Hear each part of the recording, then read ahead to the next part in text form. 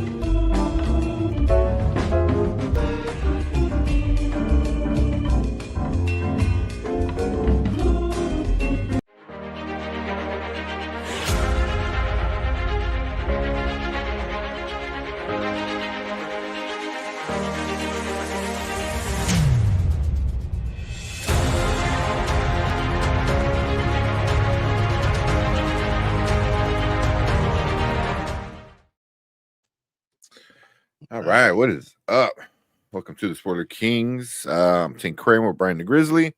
Brandman should be joining us shortly. What is up? Let's see. I know it's starting a little late, but that's all right. We don't got too much on the docket today because there's not too much going on. There's other January. stuff. There's a lot of news and a lot of Marvel news and other stuff that's coming through. Did you see what's his name? Jimon Hansu talk about he's struggling and underpaid as an actor? Yes, that is so sad. That's just so upsetting. And then when I add that part to a lot of stuff that what She Dreads Me said, I was like, yeah, I can understand. Understand what's going on. So what just to fill people in, what did she say? So she had a couple of things she said. One, she was talking about who turned down T'Challa, which was interesting in itself. Because I mean, we talked online, we talked offline after our little after the show on, was it Friday night? And she said a lot of stuff, and she said online about a lot of people. And then she also was talking about, well, Marvel and Disney have a really bad connection with black actors. A lot of black actors don't like working for Marvel and Disney, And she gave a lot of good examples about people being underpaid. You know, the Terrence Howard thing, that's a huge thing. You know, the Don Cheadle thing, that, you know, how they came and called him and said, hey, you got 15 minutes to decide if you want to take this part or not. Never gave him a chance to talk to an agent or anyone else about what's really going on. How Chadwick Boseman was underpaid and then had to take a pay cut in order to get, you know, Forrest Whitaker, to, you know, to get all those people in the first Black Panther. He had to take a pay cut in order to pay them. And then they didn't want to give him a pay raise, even though the movie made a $1.3 billion. And how that was already, you know, talks about replacing him in Black Panther 2 before his death. So like Marvel, you know, there's only what, you know. I mean, we didn't even say the John Boyega thing, you know, John Boyega Star Wars stuff. Star Wars. Yeah. It's just, so you see all these things with, you know, these Black actors and how they talk, and then how a lot of people don't. It's not about Rakesh T'Challa being the problem. It's like people don't trust Marvel. They don't trust Disney. Yeah. So why would I join something I don't trust? And then and she also talked to me when we were online together about she doesn't want. A lot of actors don't want to sign on for a variant and only be on for 15 minutes. So, you know, like if it's a variant, they say they come in, they come out, and they're out, and that's the recast. They don't want to sign up for that. They want to make sure they know what's going on beforehand. Yeah. Deuce. Pause on that. Deuce. I saw your one earlier. I was gonna bring it up when we were done talking, but you know, $5 super chat says going to bed. Rams win. Yeah, I saw it coming. Yeah, that was sucky. I mean, look, Minnesota wanted Stafford as their quarterback in the middle of the season, and now it shows them they probably should have tried to get him. Yep. But yeah, I mean, Vikings did a good job, you know, for regular season. You know, again, I mean, they need a quarterback. No, the problem was in Minnesota. Yeah, they couldn't block. Oh yeah, they couldn't block. I mean, when Sackett got 9 times in the game. Yeah, 9. How much you got sacked today? It was 6 in the first half. Woo. Yeah, it's not a quarterback problem. It's a line problem. Yeah, damn. Yeah, we know that. We know that feeling. Damn. I was kind of watching here and there. I was kind of, you know, checking in on it. I didn't really watch it tonight. Didn't have a chance to, but I was watching. I was like, ugh. Everyone's gonna sack. Everyone's getting in the game. Everyone's sacking. Let everyone have at it. Damn. Yeah, that sucks. Yeah, I know, man. O-line can change a team.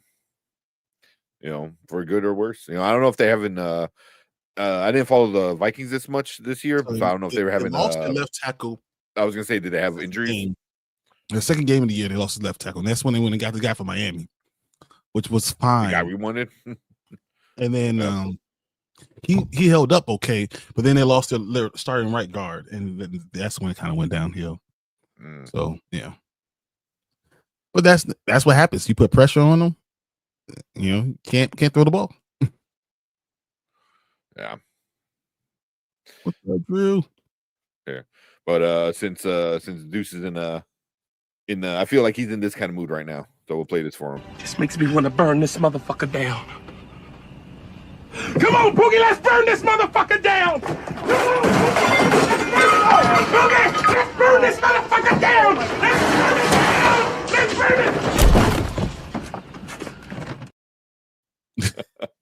down! I love that one.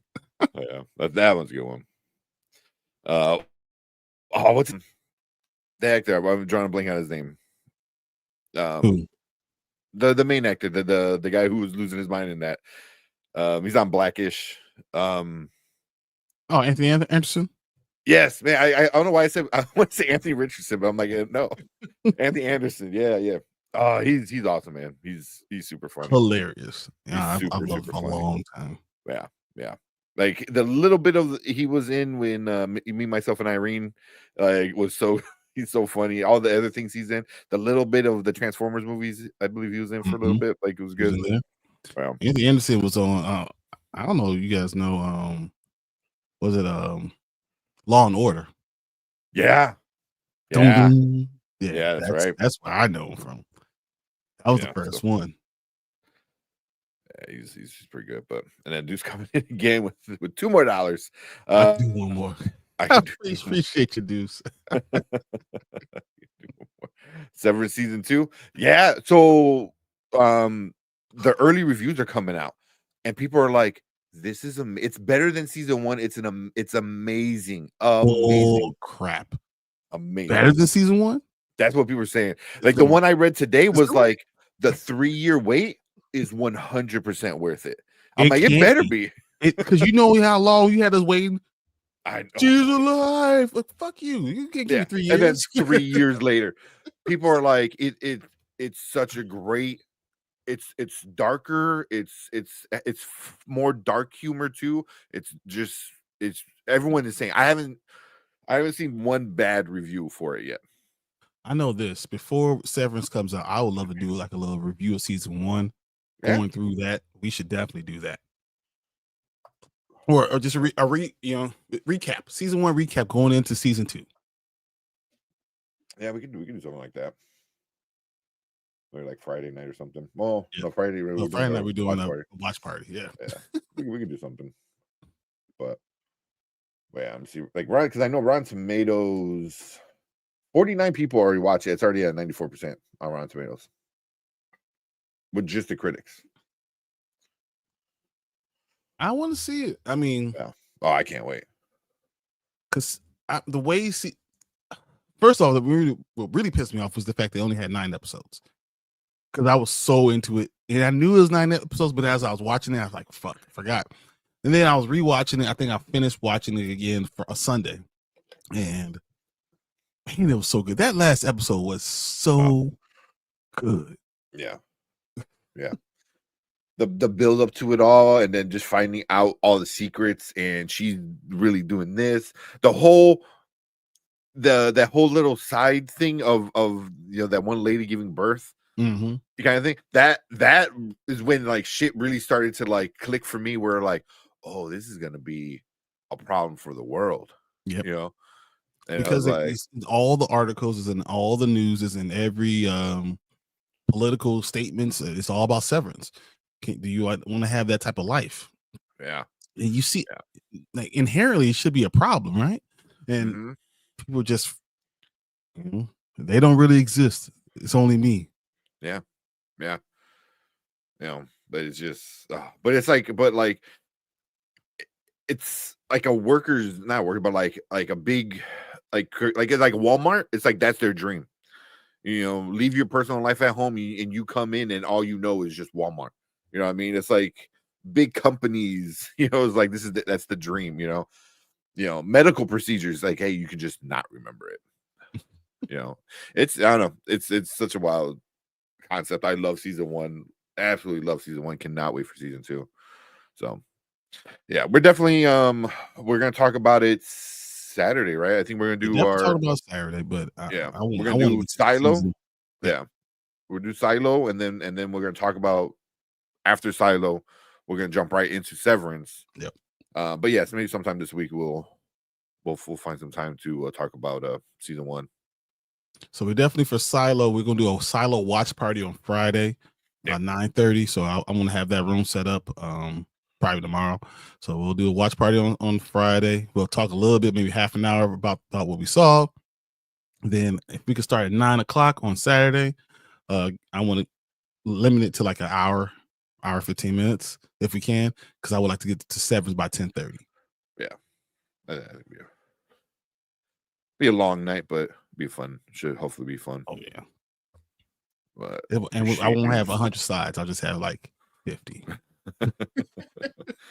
Yeah, we'll see. It is the finale. But yeah, you never know. Viewer Drew's in the house. What's up, Drew? What's up, B? Man. Sorry guys, I'm late. What's up? Not much. Just going through some comments. Tony's in the house. Thanks. Says we all should be a Jonathan Major variant. That'd be funny. Collector Movie Man. He's saying, "What's up?" He says, "I watched The Last Samurai with my mom today. I thought it was a pretty good movie. It wasn't horrible, but pretty good one, I thought." Yeah, I have my own problems, but Yeah. Oh, It's always the trust me, I get it. yeah, but wasn't too bad. We got Ace. Yes, wasn't long, but he was good in it. Yeah, Anthony. I was talking about Anthony Anderson. Yeah. Yeah. I mean, the barbershop Rams is win? Memphis. Oh, Rams win. Rams won. Yeah, I was That's like, what- wait, yeah. By the way, Rams win. Yeah. So this says I'm going to see September 7th. The movie's based off a true story. I heard about it. I don't know what it's about. I haven't really like looked into it. Me neither, actually. Yeah. I just know it had like a wild title. They didn't even. We should figure out what it is. Yeah. I'll look it up. Is TV outshining movies right now? I mean, it's doing a great job. Everything. I mean, I was watching Goosebumps, starting the Goosebumps thing. I liked the new season. I'm not going to talk about Mayfair Witches because we'll talk to that thing when we get there.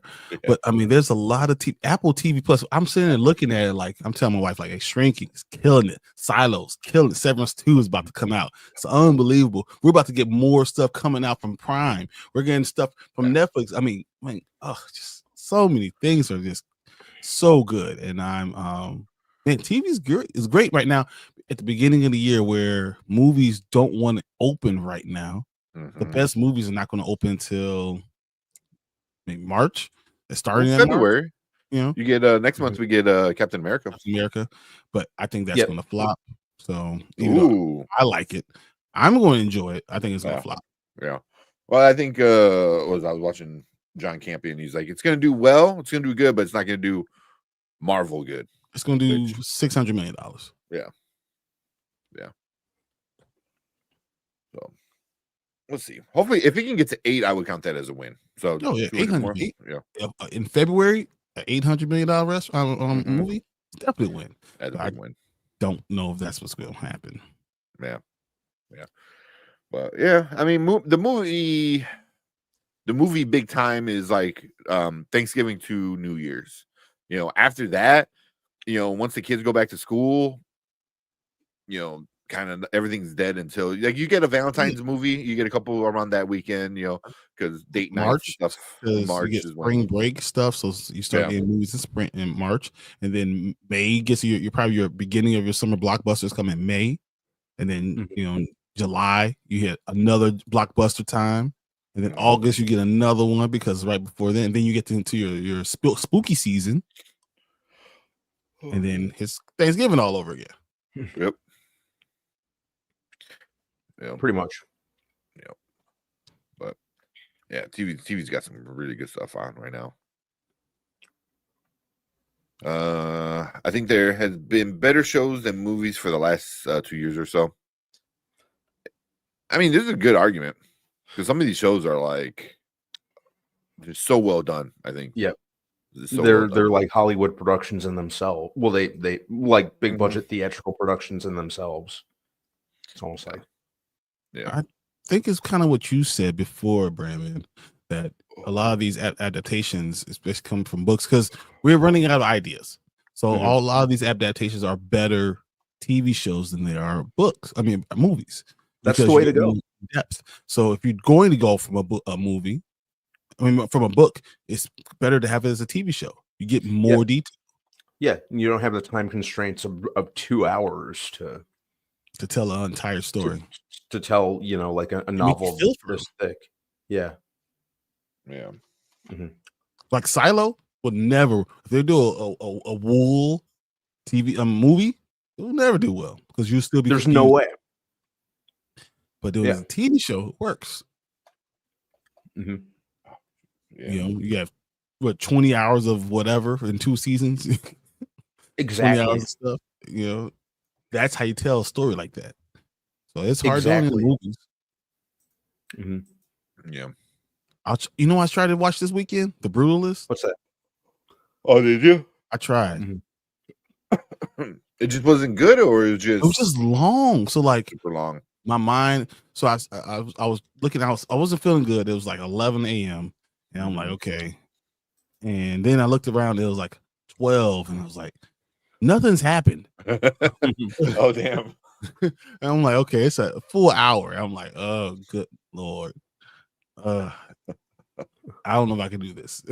So I just said, all right, I'll come back to this later. Yeah, if you're going for a 3.5 hour movie, if you're gonna make a 3.5 hour movie, you got to pace it right to maintain everyone's attention or maintain the viewer's attention. Yeah. Lost me at hello. Nikisha's in the house. Good evening, guys. Happy to see y'all. Happy to see you. Appreciate you coming by. Nikisha, I heard you heard Always a about pleasure. our watch party on Friday at 9:30. I'm gonna have the thing all set up. Yeah. So we'll be able to all look at it the same way and do the Cosme.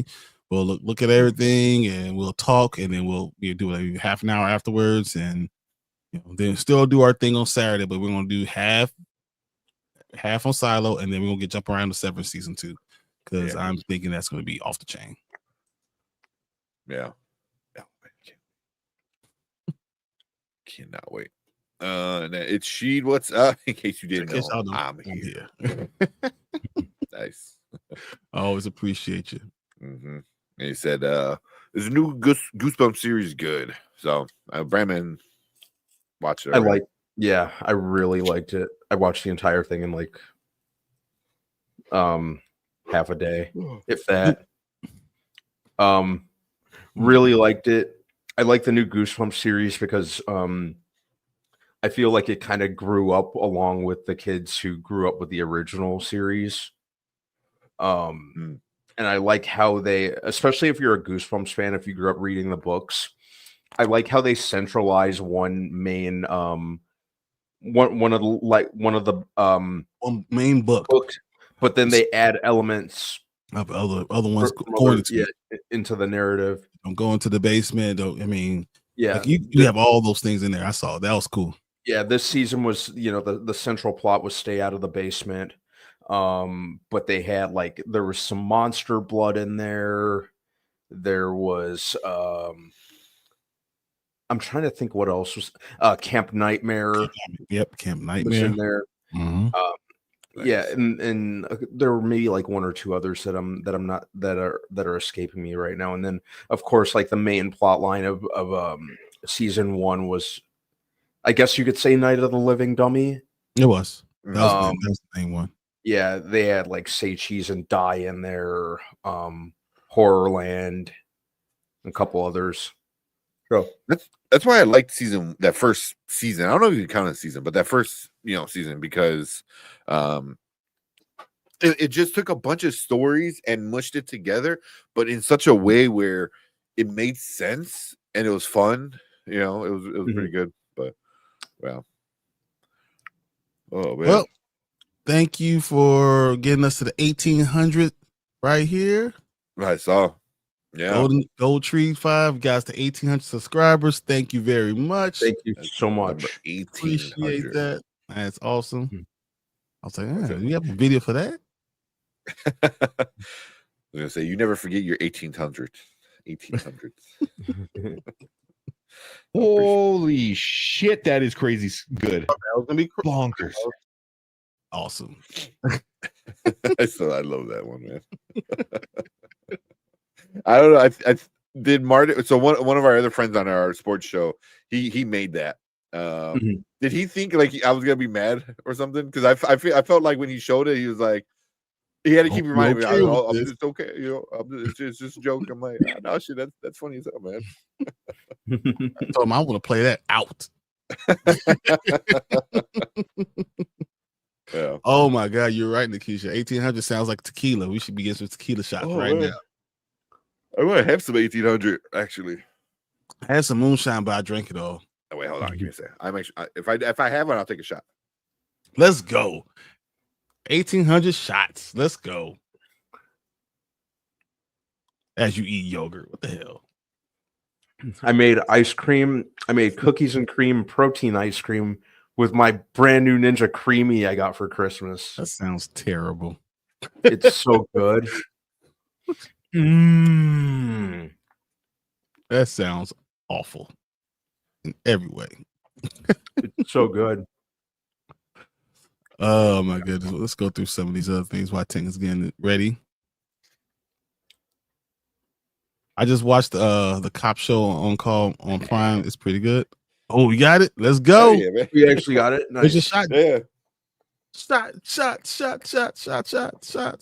I can't show for I think safety purposes. I don't think I can show on YouTube me pouring the shot. But you can drink it. Yeah. Also have to find a semi-clean shot glass. I got one right here. Always. Isn't it? Well, Always I cleaned it out. gotta have one within arm's length all the time. I know. Well, my friend Alfredo, one of the guys I started the show with, he got me this Step Brothers shot glass set. So he got the Prestige Worldwide, like the bunk beds. So I'm gonna do the Catalina wine mixer. Catalina wine mixer. Love that, man. Whenever I hear Catalina or wine, it was the fucking Catalina wine mixer. It's funny because me and Erica were talking about like tequila. She said, "Hold on, let me get my shot." There we go. Said Tank got the good stuff. Hell yeah, man. I got that. I got this right next to me. I got my Bookers. This is the. You get. I actually had. I wish I could go out there and get it. That's what I usually take the shots for when we were doing when I was on the morning spike. I was like, "What are you talking?" When we were doing, I was just doing it yesterday. Don't you. I'm sorry. It's gonna be me and Martin gonna have a like triumphant return. It's gonna be a big event. It's gonna be like you guys get here and I want to leave. I'm out. Just like out. Vacation. All right. Thank you, 1800. Appreciate Let's go. That is super awesome. That's great. Yeah. Wine mixer. Thank goodness. Nice. Let's go. Prestige Worldwide. Oh my God! It says "pow" on here. Too. It's Kelly and Weber. She goes "pow." That's awesome. stupid, man. I love Step Brothers. Said, well, as long as he's enjoying it, that's fantastic. Said, hey, enjoy. Let's go. Yeah. So like this is more normal for like a 10 o'clock at night on our morning spike. So Sunday mornings, we would help out with fantasy football and stuff like that. We do. No, we would do. So we would make bets with each other, and then the next week we would like pay up, but the payment was a shot. So we would do a spike bet. You know, all I in just did spike bet this weekend. Stop saying like it's in the past. I just did it. For me, it's in the past. He just did it. But you know, so you will bet like what player does better and stuff like that. So we'll take shots on like Sunday morning, which taking a shot at 10 o'clock in the morning, man. Oh, that's the best thing in the world. That's how you wake up. It wakes you up. And you go. You ready to go. That's all. Yeah. So I wish pure pedigree pressure would be that easy in high school. So, hey, you should take a shot. You know I should take a shot. Yeah. I knew peer pressure. I got you. Autocorrect. Yeah. Always after my jokes. it's my worst enemy too. Yeah. Also, like, hey, you should take a shot. I should take a shot. Like, it's not that hard for me. Like a good idea. Like, I had all my liquor here, but I had moved it and got my movies here, so I had to move my liquor over to the side. But I got like 2 shelves of just a bunch of liquor. All and my liquor everything upstairs. And that's why I was thinking, like, man, should I go get some real good liquor upstairs? I had to move it because all the liquor was upstairs, but now it got replaced with baby toys. I got both of those. Come on. Yeah. So there's no baby toys. Come on. Well, yeah. Those are daddy toys. Well, shit, 10 more years for you and to be able to take a shot with you. Yeah, they would. Oh my God. Well, at least the oldest one, yeah. Jesus Christ. That's why my friend came by today, or not today, on Sunday with his kids, and one he had his kid when he was like, we had just got out of high school and he had his first son, and he's like in college now, so he's like, 22, I think maybe, 21. So Good Lord. And I was looking, I'm like, man, I remember you were in diapers, bro. I was like, I can offer you a beer and not get in trouble. Because he had asked me, because like my friend brought some beers, and then I'm like, oh yeah, and I'm like, oh, you can't have one. I was like messing with like those. He's like, dude, I've been 21 for a year. I was gonna tell him, I'm like, oh shit, you want one? I didn't. So for Christmas, my uncle gave me a bottle of Pappy. Nice. So I was like, I've been waiting to break that open. So I'm like, yeah, I want to do that. Maybe I might do it on Friday as we doing a watch party. Just have my bottle of Pappy, enjoying it. If something bad happens, you gotta take a shot. Oh God, no! Then I'll be drunk. Something bad. Well, Lakeisha says my son turns 21 this year. I told him we will at least do one shot, but he says he's never drinking. I felt like mom of the year at that point. I said I'm never drinking either, and then I got to college and I was drinking Hawaiian Punch and Skull vodka. So like, nice. Well, you went to a pretty decent party school, and you were in athletics. I was like, bro, dude, I was 17 when I went, and oh boy. I got in all the bars at 17. Boy, it's crazy. Yeah. Well, especially down there, man. There ain't nothing around there except to drink. No, I mean, you go to Walmart and go to into the corn crops. Exactly. I had one job. My partner, I had to take a shot or two before we went to work in the morning. Just had to. Wow, that Pappy, yes. Yeah, taking a shot right before work, I'll wake you up. She said, drink is how I got my kids. That's funny. Oh man. What was the Homer saying? It's the problem and the solution, or it's the answer and the what does he say about it? I don't want to fuck it up.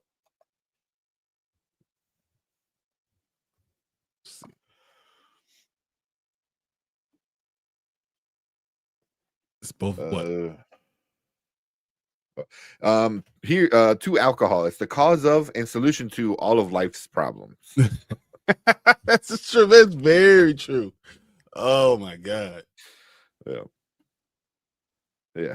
Homer no function beer well without. Beer? No, there's a temporary solution. I just got all these quotes. Marge, send the kids to the neighbors. I'm coming home loaded. Does whiskey count as beer? No. You know what's funny? I don't like beer. Right? I don't like beer.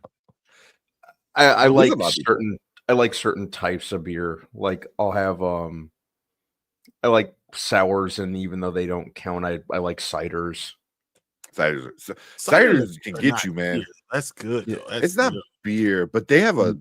I didn't know. Man, what was it? Me and my one friend, we had got a like cider. I think it was like not. I think it was Angry Orchard or one of the other ones. The fuck, it had like 7% alcohol. Yeah, like 6 point something. Yeah. I was like, what the fuck? We're in like halfway through the case. I was like, why am I like drunk? I'm like, oh, there's a lot of alcohol in these things, man. There's a lot of alcohol in ciders, and they're great. You could just drink them like juice, right? So, no.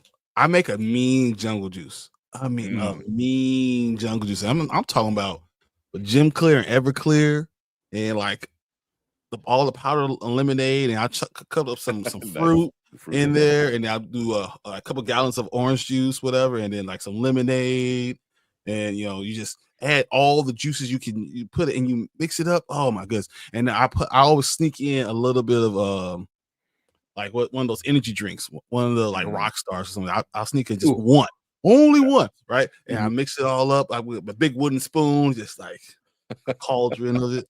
Oh, it's so very nice. good. It's so good. And the problem is you don't taste the alcohol. If you don't know, Mhm. if you don't know, then Mhm. you gonna be. So I used to do it for Halloween in my old neighborhood. I'll do Oh, it, that's the best time to do it. and then so That's I'll be classic. handing out cups to all the adults, right? Mhm. Man, the kids be running around the neighborhood for the next hour because the adults don't know how to stand up. Mhm.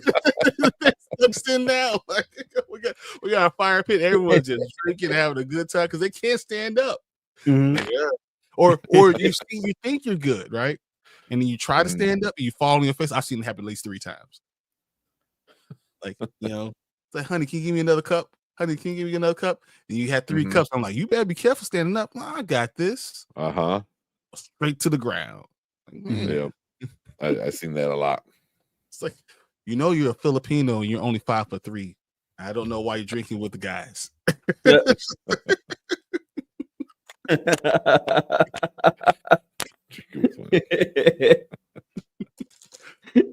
Oh man, that's funny. That's funny. Yeah, I haven't had a good jungle juice in a while. Yeah, it's been a good minute for me. Yeah. The difference is you now have enough money that you buy stuff that masks liquor. Yeah. Cranberry juice mask liquor, right? But if you Mhm. do things to mask the cranberry juice, now you have no idea there's liquor in it. Mhm. Like I had this one. I don't know if it has an official name, but I call it a Jolly Rancher because it tastes like a Jolly Rancher. And you just get like a Bacardi, clear Bacardi, and then Mhm. you get cranberry juice with oh my god, a squirt. Oh Right. yeah. Squirt, And squirt, squirt, huge. and then the pop helps cover, and it tastes like a freaking exactly like a Jolly Rancher. Like So you just drink a Jolly Rancher. It's I'll so do good. that too. I'll do that with the flavor Bacardi. The flavor. Oh, the green apple Crown Royal. The green apple Crown Royal, Ooh, I haven't cranberry had juice, that. Oh my god. and squirt. Bro, that changed your life. I made this drink called That's so Slap good. Star. So I Slap used to have star. so I used to put a half cup of Rockstar, right? And Mhm. then a little bit of cranberry juice, and then we'll put like usually it was like one of those Bombay. Like Mhm. gin is hard, right? Yeah. Really, really hard. So, but when you drink, you can put that much Bombay in it. When you use the Rockstar and the cranberry juice, and you put just a dash of orange juice in it. You stir it up. You can't taste it. Mhm. It's a problem. Yeah. It's a problem because once again, gin is hard.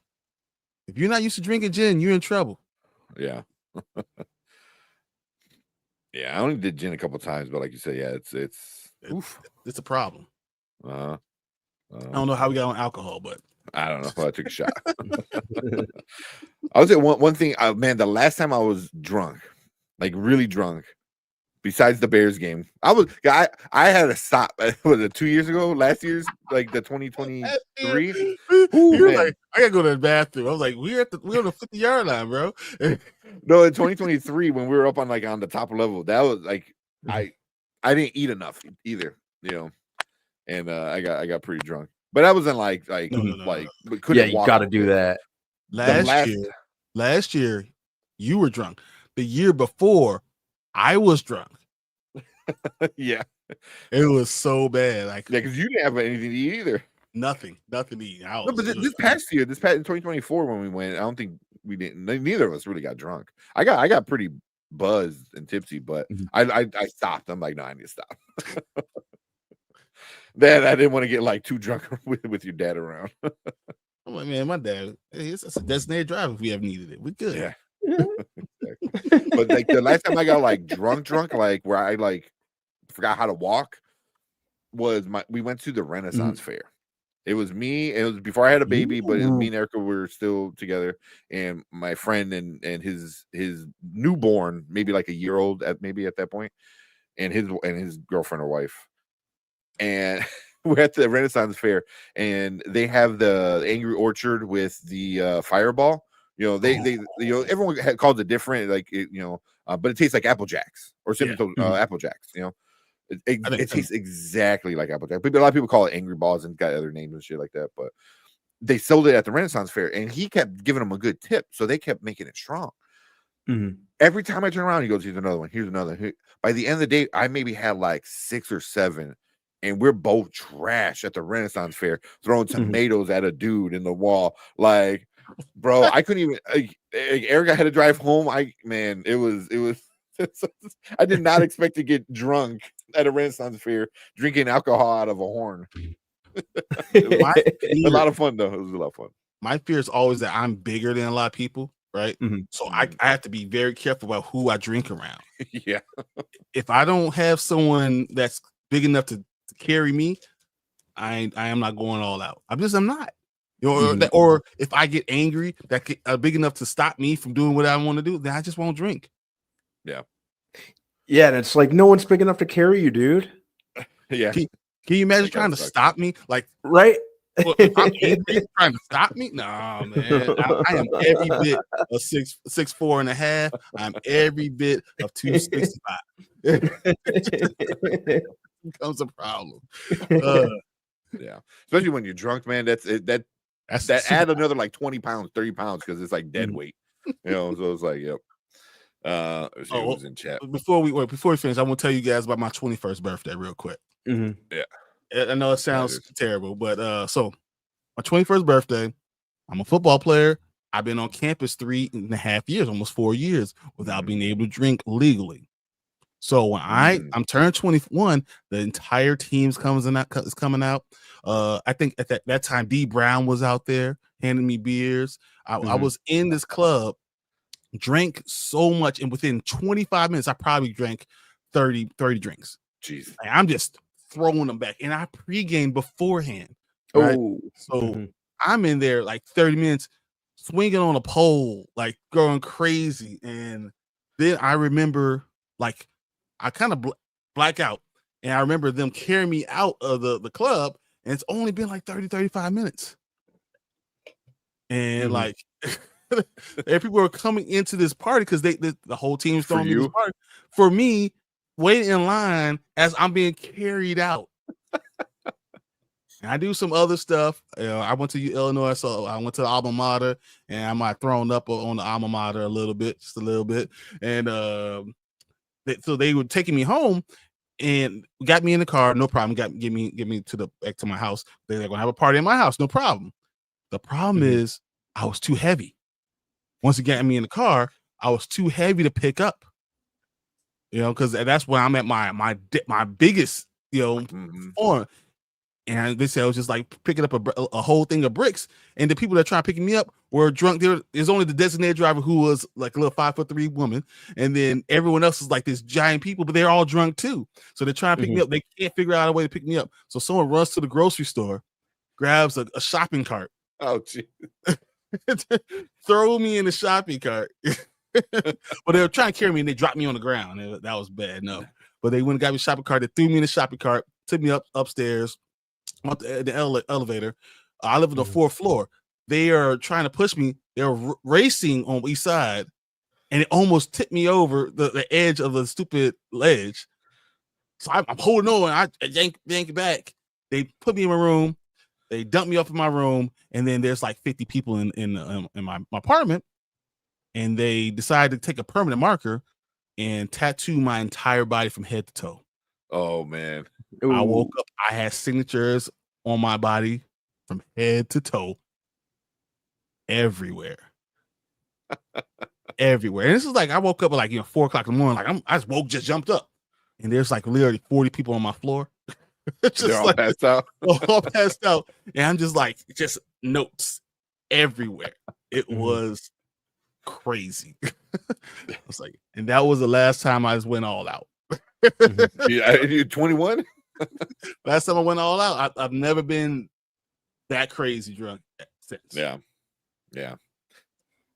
Being blacked out drunk, man. Yeah, you have to be around your friends and people you trust to be blacked out drunk. If you plan on doing that. I know no one ever plans on getting blacked out drunk like that, but sometimes it just plays out like that. Yeah, exactly. You're right, Nikisha. Thank goodness it was before cell phones. Oh my God. Yeah. Dude, yeah. I had I mean, like I didn't tell you all the things I did, but I did a lot of stupid stuff that night. Just You should have seen would have been a problem. You should have seen the first birthday I spent overseas in Korea, my first year out there. Man. Yeah, I woke up on the floor of a restaurant. I guess I guess I've like fell asleep, and I guess they just didn't see me lying under this table. So when I woke up, I like sat up. I did like one of those like and I'm like, what the hell? Where the hell am I? Tried to get out through the front door. Obviously, it was locked. So I'm like panicking. I go back in the back of the restaurant through the kitchen. The door was unlocked. Geez. I went out that way. The alarm went off. Oh my! So God. I just ran. I just bolted. And I made it to like one of the main city streets in downtown Daegu, and went to one of the found like a subway station, like the nearest subway station. Just ran downstairs, jumped on the subway, found my way home. Called one of my buddies, and I'm like, I need you to tell me everything that happened last night.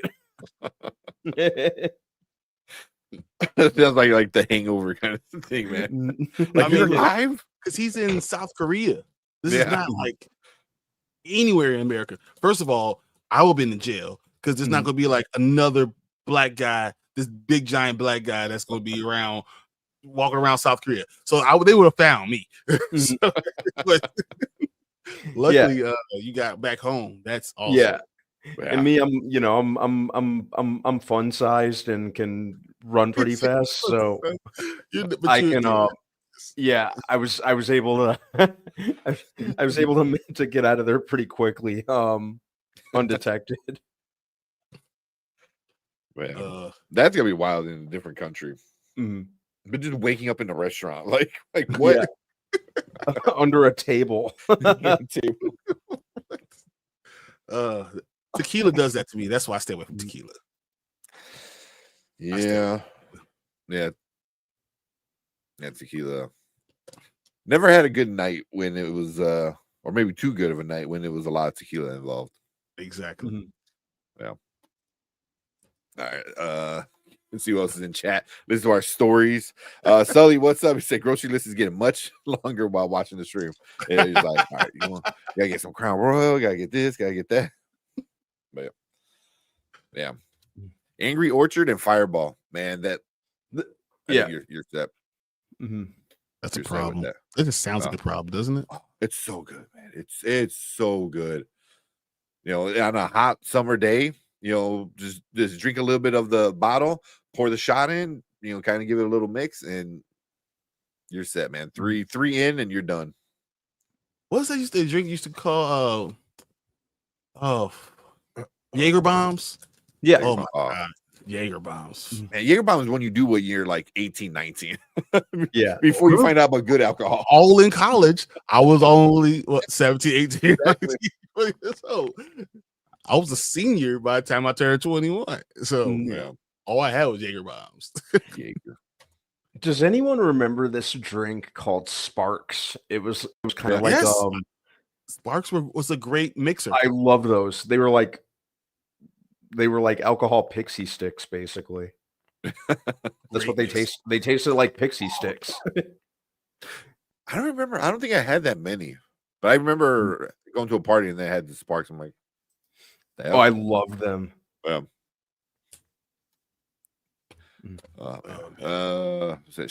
gotta get blackberry. Ooh, blackberry Crown Royal. I got some blackberry Crown Royal. Dude, I have the bag. I have like 3 different Crown Royals right now upstairs. Yeah. Surprisingly, the maple Crown Royal is pretty good.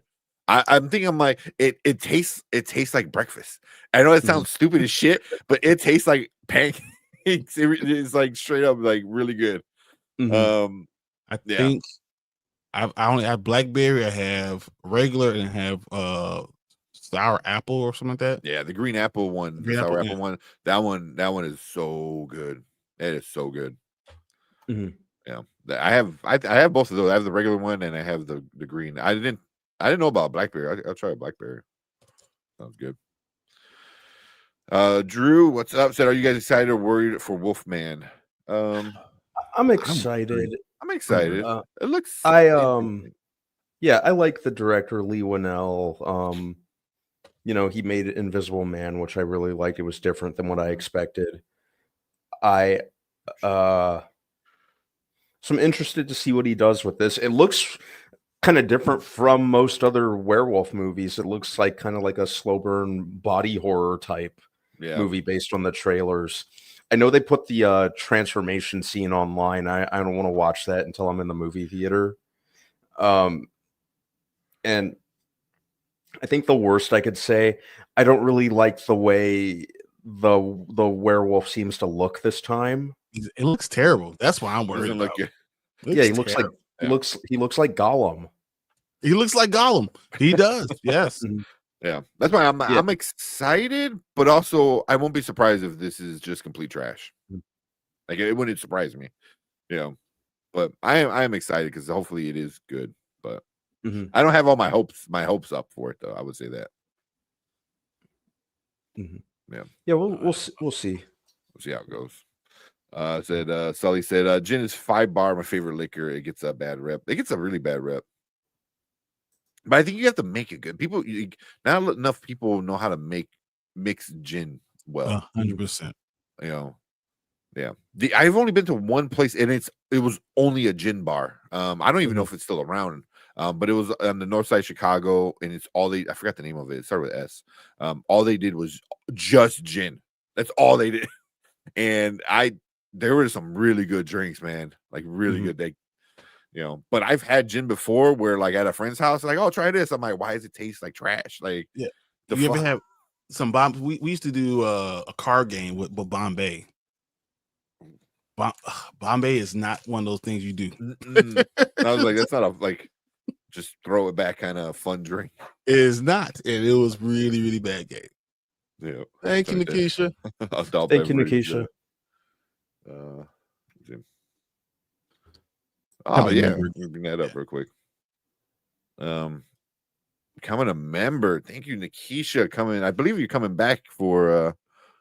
She said she looked down and she didn't see her name highlighted. She was like, "Oh wait a minute." I thought you were you got gifted one before. I could be wrong, but I appreciate you being a member. It does mean a lot to us when you guys. It means more than you guys know. Yeah, join and be a member. Yeah. Yeah, we really appreciate it. No, you got a video? Come on, man. Yeah, I know. I was looking for a good one. I don't know what we got. I know. Yes!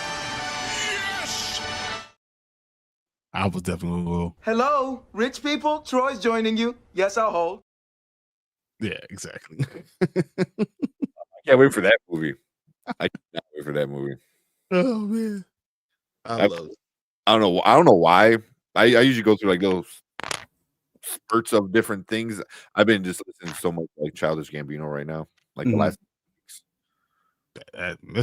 Every day. I'm the only person, like, I'm in the gym and people know, leave me alone.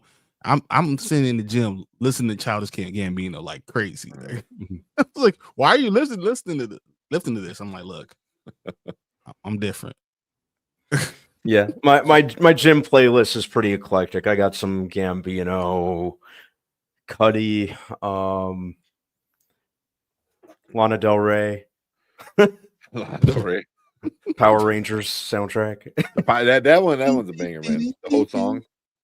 Yeah. Well, that's awesome, man. Awesome. But yeah, thank you, Nikisha, being a member. What we got? Profess in the house. Yes, I want to go to Renaissance Fair. Renaissance fairs are so much fun. Yeah, they are. They are so much fun. Dude, so definitely go. Oh, or don't let me live action role play LARPing. I would super LARP. I would do it in a second. I would. Yeah. Oh my god. Yeah, there's some people I know that like would kind of like LARP and stuff. There's one of my friends who's like a personal trainer, so he's like kind of jacked. He would always go in there with like a kilt and like all this like war paint, so he would like do like a whole like Celtic like Braveheart kind of thing. I was like, just a reason for him not to wear a shirt.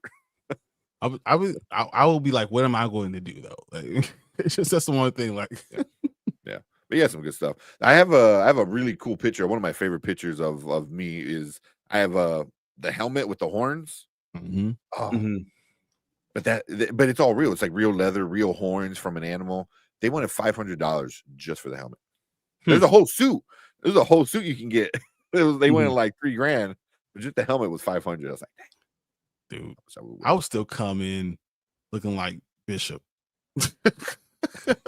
People do that. People do like a whole futuristic kind of thing, like you're from the future, but it's a lot of fun, man. A lot of people come in, they play, you get the jousting for free, which is a lot of fun. And yeah, you get to shoot bow and arrows, you get to shoot some old muskets if you depending on what state you're in. But overall, man, it's a lot of fun. It's a lot of fun. Walk around with a giant turkey leg. You're not catching me. Not catch me with an unregistered gun. That ain't happening. Not me. Nope. I ain't getting caught up. Nothing. Oh man. Wow, with that. Yeah. So edibles are safer legal in your city. Yeah, they're legal in here in Illinois. So yeah, they definitely are. Yeah. But growing up, I mean, I was in college I was 2003, Wow, that's a long time ago. Good Lord. Yeah. Oh yeah, I just realized I'm not a member. Yeah, but we like I said, we appreciate that. Said my name is yeah. That's right. She was gifted one before. Yeah. I didn't know. It doesn't show my iPhone on YouTube for some reason. That's why I gave her. Yeah, that's why I sent the link. Put the link in there. Okay. Yeah. Hey, I found this at Half Price Books today. I was very happy. Ooh, that's a good one. Watchmen Steel book. That's a good one. Very good one. Yeah. I do like it. It's different than the comic, but I thought it changed the things that were like it's hard to explain a giant squid. Yeah, exactly. So like them avoiding that I thought was better for a movie. Yeah, but unnecessary like sex scenes. Yeah, I mean, okay. Yeah, is what it is. Said brown liquid hurts my stomach. Dude, I would drink brown liquor every day. If I could, I would drink brown liquor all the time. I could drink bourbon every day. Give me 2 fingertips of bourbon and some ice, or man. Yeah. But then I won't do that while I'm filming or taping with on live, because then I might say stuff that just be out there. I already do. So can you imagine me with no inhibition? No, come on, man. It'll be terrible. Terrible for all parties. We'll do that. What Tony said. Do a Sporter Kings late, like a late. I would say like after dark or something like that. I'd be for it. No, man, you be never mind. I won't say you. We've seen you folding your stuff coming in drunk in your boxers. I was like, man, what's he doing?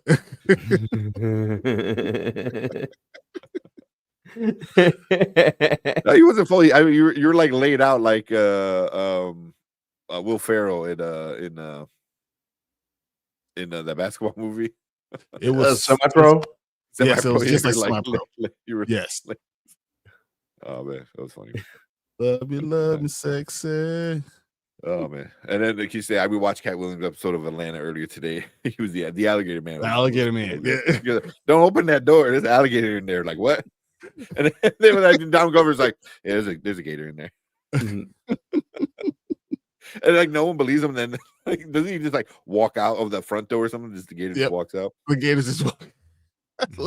Oh my god, I love that. Yeah, Atlanta's so good. I need to get those seasons. I wonder if they have like a box set out for that. So they have them separately. I don't know if they have a box set, but they do have them separately. Yeah. The Power Rangers would have never though thought of that. I think you said that. Yeah. And Power Rangers is a banger of a song when you need to work out. Like if you're on the bike or you're running and you need like a good sprint, or you throw that on, there's no way you're not going as fast as you can. No way. Plus, there were other sounds. There were other songs just on Power Rangers that were just as good. I thought. Oh yeah, man! Like the Green Ranger. Like the Green Ranger one. We had White Ranger Tiger Power is awesome. Yeah. Dude, that Green Ranger one is epic for me. Yeah. Oh man, I cannot. I told Erica the other day, I'm like, I cannot wait till my son gets old enough where like we can sit and watch like Power Rangers. You know, because that first, original Mighty Morphin, it's so corny, but it's so fun. It's the best one. It's so good, man. I was able to tank at Chill. I was like, Chill. No, Mighty Morphin to Power Rangers is the best one by far. No questions. Yeah. So no, this was good. This was good. I was like, no, you too young, man. There's other good ones. Don't get me wrong. There's a lot of like pretty good ones. There's a lot of bad ones too. But the original one, there's nothing. That was a 2-3 year run. Well, it was the best thing on TV. Yeah. Yep. Yep. Nerd. My favorite part of Hawkeye was LARPing. Oh, yeah, that's right. I forgot they did the LARPing in the Hawkeye show. That was funny. You're trying to LARP with Hawkeye. Like, let me beat you, man. He's like, no. that was pretty good though. Not true. Cops were my second favorite. Yelena was the best part of Hawkeye. She was cool too. Yelena was so good. Yeah, Yelena was great. Yeah. Well, Florence Pugh is probably the best part of anything she shows up in more often than not. So, usually, no comment. Yeah, Oppenheimer. Exactly. Bobby Coltrane, what's up? Hey guys, up, there's Renaissance Weapons Training School on the Gnome. Really? On the north side? Oh, is that what? So because it's on Montrose Brown Line, I live my restaurant, my Culver's is right off of the Montrose Brown Line. Like you walk down the Brown Line on Montrose, that Culver's is mine. Nice. Montrose Brown Line was that isn't that yeah, I know where that's at. Yeah. That's Ravenswood, yeah. Right on Montrose. Yeah. They teach rapier, archer, bronze, longsword. That's cool. That's actually pretty cool. Learn stuff like that. The bronze sword's like kind of cool. I didn't know that. That's man, the city's so much different when I grew up to where it is now. But that sounds like a lot of fun. It depends on where you are. Yeah, well, yeah. Some places didn't really change. I was like, I'm telling you, Chicago Avenue is the same. Depends. the part of Chicago Avenue I lived on is very different. Between Fullerton and Kilpatrick, it's the same. Yeah. Yeah. You go a little bit more east. I think it's a little better. Great, man. Sounds good. Terribly interesting to watch. The Go Green Ranger song is still my favorite. Oh, it's so good, man. It's so good. Oh my god. It's so. And I was starting to watch it the other day, and I'm like, damn, like the Green Ranger gets introduced like really early. I always thought it was like way down the road. It's like the 30th, 20th episode or something like that. 20, it's like yeah. So like I was like, damn, that happens quick. Oh, yeah. Oh man, I can't wait. Tank probably has the little flute. I wish. I wanted it so bad, man. I had a chance to buy it and I didn't. Mm-hmm. Next time when we go on the C2E2, he's gonna buy it. I'm gonna like the whole time like get it. Yeah. Because I want to because I have this Megazord down here. That's a little one. I want the big one that's the same size as the Voltron, but they want a lot of money for it. But like I'm not letting you spend $500 on that. Not 500. But this like that little one is like $100. I got it on sale though, but it's still I'm like, damn, that's $100. Like the Voltron alone was about like 120. But I think the bigger one they want like, and it's diecast. They want like 200, I think 250. That's not 200 is not bad. But but then they sell the Dragon Zord separate. I was like, nah, that's how they get you. Of course. Yeah. So actually thinking of cosplaying again at C2E2 this year. Not sure what though. I don't know. Power Kind Rangers. of We should have that as a vote. Have like everyone vote on it. Do like a whole month long thing and say what should we cosplay at for C2E2? I like that. The C2E2 is at Go with the that. end of April. Is it the end Yeah, or so- middle of April? Is it? I thought it was like towards the end. Is it? Because I know I think Easter. Mhm. I think it's April. Is it April 11th or something like that? I don't know. Mhm. Maybe I'm just making it. Yeah, it is April 11th to the 13th. Okay. Yeah, you're right. So it's beginning of April. So we could do that. Like, what should we do? We need enough time to order, so we got to do it like in Yeah, February. like a month before. Yeah. Yeah. And, well, yeah, that should be fine. So what should we do? Yes. I like that. About the Green Ranger Christmas ornament clearance night. I said, nice. That was a good day. That's a great day. Yeah. Saying my Morphin in Space, Time Force. Those are all pretty good ones. I think the space one's good too. Yeah. You said Yelena is just a great watch in whatever she's doing. Exactly. Yeah. Montrose and Ravenwood. Yeah. So if you're in Chicago and want to do some like Renaissance kind of weapon trading, that sounds fun. That's literally right where the restaurant. I'm going to be there down there tomorrow. There you go. Nice. We're gonna get a video of like of Brian like doing some like axe throwing or some like long sword stuff. Long sword, definitely. That's me. 100%. Like, oh, it's Brian with a normal sword. Like, Exactly. He just looks normal. Man. T, what's up? What up, T? T? Appreciate it. T, what's going on? Yeah. So, but yeah. So we don't have too much on the list today. We kind of talked a little bit about like no one wants to play. No one's played. How many people backed out of Black Panther? Okay. It's not true that no one wants to play because Aldous Hodge released again, say, call me. I want to be T'Challa. Here's my number. Like, yeah, and he is perfect for it. I don't know what's wrong with him. But I feel like if you get Aldous Hodge, you're probably going to have to pay him.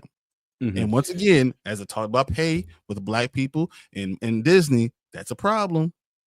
Mm-hmm. You can't just get Aldous Hodge and say we're not going to pay you. Like, dude, no, he's worth something. You probably don't have to pay him Robert Downey Jr. money or Chris Hemsworth money, but you got to have to pay him a little bit. Yep. So give it to me, Aldous Hodge. I am with it. He's right there. Yeah, he wants to do it and stuff like that. He's too old. He's 38. He's not too old. That was around the same age Chadwick Boseman was when he first started playing the role. Mm-hmm. Damson Idris turns it down. Let's go. What up, B? What's going on? Yeah. But like you said, so like go check out She Dreads Me, which I was watching Everything Always, who does a lot of mostly I think all he does is Marvel stuff, right? Marvel stuff now. That's all he does Marvel stuff. And he actually brought up She Dreads Me in his video today, and if you was it Friday? It was Friday. Brian and her were on a panel together, on Chill and Playing Fanatics. They had a thing on Friday night. So, and she's pretty cool. Every time I see her, collabing with people, like she's, knows what she's talking about and she's funny and she's just a really good content creator. It's like we didn't agree with everything, but it just made sense. Everything she said makes sense, and she was respectful, and I thought it was very smart, the things that she was saying. So I'm definitely down. I was like, oh, this is good. Yeah. Well, we'll see. But no, Aldous Hodge is the dude. I don't care. And I call BS on the T'Challa recasting. They're just taking the word recasting and they're hijacking it. I'm telling you, it's going to be T'Challa, and they're just hijacking it. I'm telling you, that's what it is. Yeah. Like, it's your recast. I mean, they're already doing it after like, oh, you have your recast. I'm like, that's not a recast. That's not a recast. Completely it's the same thing you're already doing. What are you talking about? Yeah. You're that's the plan already. Like, what are you doing? Like, I don't know. It's annoying, but we'll see. All this tells me, especially after the video with She Dreads talking about like how just black men don't want to work with Disney because they get screwed. you know, and it's just all of Disney, you know, whether it be main Disney, whether it be, you know, Star Wars, Marvel. That's kind of what happened. We didn't even talk about Jonathan Majors. Yeah, oh man, that's a whole bag of its own. But to me, it's like, I hope like James Gunn and Peter Safran see this and they're like, okay, this is a demand the audience wants. The comic book audience wants this. We don't have a Black Panther, but we do have Milestone. We do have all those characters come with Milestone. Yep. You know, so it's like, you go Black Lightning, you could do Static let's do some of Shock, this you stuff. could go, yeah, you know, Icon and Steel. yeah. Yep. You know, especially with the popularity of like somebody like a Miles Morales right now, who is a young character, like super young, and he's mixed. You know, he's but Dominican, I think, or Puerto Rican. He's Puerto Rican. Puerto Rican. Yeah, Puerto Rican and black. In New York, that's just like, come on. Yeah. Hey guys, I'll be back in a sec. Okay. All right. But yeah, so it's like, you know, people love this character, you know, so it's like you have something not quite the same, but you have a young superhero that in the 90s a lot, or not even 90s, I think it was like early 2000s, right? I think Static has been one of the most. Well, the cartoon I was thinking. No, so Static comic books came out like 92, 93, 94, 95, maybe 95, maybe, because I have some of the old school Static ones and awesome. Yeah. But he's a relatively newer character that sells really, really well. So you know, you could do that with Static and follow him, and people will love it. Then I'm telling you, Icon would work, and the Black Lightning would work. We've seen the Black Lightning when it was right next to the Flash, how big of a thing it was. But then they moved it on to like a Thursday night and said, okay, just change the whole night, and it didn't work. But you can, if you put money behind it, it works. They're good characters, and you can have that whole thing, that feeling, you know. Not to mention the second most popular Black character in all of comic books is Jon Stewart.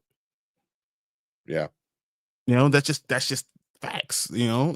So I think they have opportunity to do a lot of things and to grab that part of the audience back. Now I want T'Challa, but I can't say if you start using the right people if you go Jonathan Majors and make him Icon, I'm like, this might be a problem. I might have to go all in on DC, you know. It's just saying, you know. But it would prove like DC has a chance to do something that Marvel is for whatever reason is afraid to really pull the trigger on it. You know, they started it, but they're not going all in like they are with like Iron Man, you know, or Captain America. Like they didn't do that with Black Panther. I think they might have had plans to, but hearing that, you know, the child was always kind of going to be involved somehow, even with Chadwick still alive, it feels like they were trying to replace him, you know, because they didn't want to pay Chadwick Boseman. Yep. So you're too good of an actor, so we're not going to pay you. Yeah, like we'll just replace you with a younger version of you, you know, and then pay this kid nothing, you know, and then it becomes like a problem because like how often are they going to do that? You know, that kid gets famous and then just repeat. You know, it's like I still believe what it is that they thought T'Challa and Black Panther was going to be on the level of Ant-Man, Paul Rudd, Ant-Man, and then it turned around and made this the most highest grossing single person, you know, movie that Marvel has. You know, so when it did that, it changed the narrative. It changed what their thought process was about who T'Challa was. Because don't get me wrong, they didn't want to do Black Panther at all, and Feige fought for it. Feige did fight for it, but he didn't think it was what it was. He didn't understand the cultural phenomenon that it actually is. And I think that was the issue. Yeah. You know, but like you guys were talking about it on Friday, you know, the Russo brothers are back and they kind of understand comic book storytelling in the big screen better than others. You know, they're going to use the Hickman run. They know they're going to use the Hickman run. They know like we need a T'Challa. We don't need a child. We don't need we need a T'Challa. So I think that's what we're going to get from it. Yeah, because Secret Wars doesn't work without T'Challa. It just doesn't. No. So yeah, you can't do that. But just going back to DC, like Milestone has like good stories. I think I remember reading Blood Syndicate a lot, and that's a group. I think that was Icon really and good. Rocket. Icon and Rocket. Get Get your female, get a young female character with that. That'd be good. I mean, shit, you can do the couple with Jonathan Majors and Making Good. Making Good. Yeah. Like, because she's petite enough to pull off that, and he's big enough, like they can pull that off. No, definitely. Bobby You know. Coltrane says Static was 93, 94. Because I have the Lost Boys There you go. issue Static Shock, like number 2, the variant. And I know that says like 94. So no, it says 95. So I know he was before then. Yeah. So yeah. Here, I sent you a video that I wanted to send you, and I forgot to send it earlier. It's Ron Funches talking about black cosplay, and he brings up Green Lantern, and because what he says is the funny part about Jon Stewart. But yeah, I'm almost afraid to watch this. yeah. It's fine. Did you know? Can we play it on this? On Yeah, here? yeah. I Okay. should be able to. All right, let's see. I love Ron Funches, man. I think he's super funny. Why is this in He's Spanish? got that voice. It's in Spanish? Yeah, he's an awesome black superhero. No, it's not. I hear But it. his Yeah, it costume. I was like, what's this in Spanish? All right, I'm gonna pull it up right now. Yeah, but I think DC could Yeah, do it. de Ron Funch. Mira photos, video, imas, de Ron Funches. Is the caption? Because I heard the audio. The audio, he was English. Yeah, no, the video is English. It's just everything Oh, around just it everything is- else. Oh, that's funny. Hey, Mama Bear. There she is. What's up, Mama Bear? Appreciate you coming in, hanging out. Brandman should be coming in pretty shortly. He's here. He had to step away for a second. All right, well, let's pull it up and watch this thing real quick then. Yeah, it's super short. You don't even have to watch the whole thing. You can just watch until you talked about Green Lantern. There we go. And the Black Hospital. The Black Green Lantern is the 1-2 lantern. And did you know his human name is Jon Stewart? That's something blacks and Jews can get behind. Bad. Luke Cage. Yeah, he's an awesome black superhero, but his costume is bullshit. People are gonna think you're an Amistad. If you want to go as a sellout, you might as well go as Geordie LaForge, if anything. Oh. Answering the Captain Picard. Yes, Captain. What can I get you, Captain? You better Back. be careful, bro. Cleveland from the Cleveland Show. Cleveland is just a white guy pretending to be a black guy.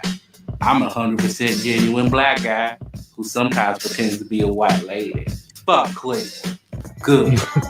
Morpheus. What pill are you going to take? Red? Blue? Take them both. Let's get faded. Bad. Jar Jar Binks. Oh my god. Fuck Jar Jar Binks. I kind of want to just clip that, like him just smacking. Fuck. What did I walk in on?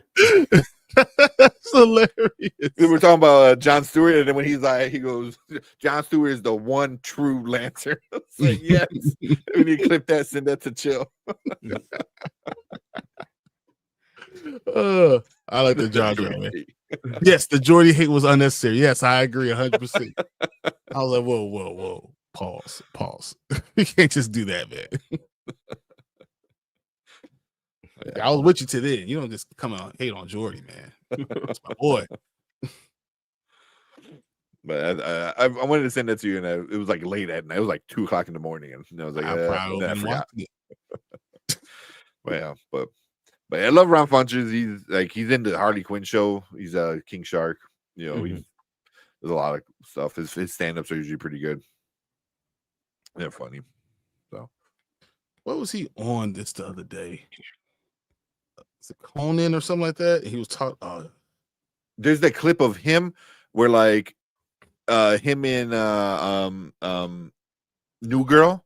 Like, oh, Ron Funches and New Girl walked so Baby Girl can run, and it's him doing the George Michaels, but he's like without a shirt. Oh my And like god. if you know, Oh my god. so if you ever seen Baby Girl, there's like a scene with like one of the main guy characters is like dancing or stuff like that. But then the clip of Ron Funch is like he's like a homeless dude that just shows up and starts singing like I think it was like George Michael's. Oh man, it's a funny show. I started watching it because of Erica. Mhm. But yeah, So, Bobby has the whole total original run of Static. So I was just looking at it on my phone for my Static original run. I have. I mean, Gotta go to Static. I have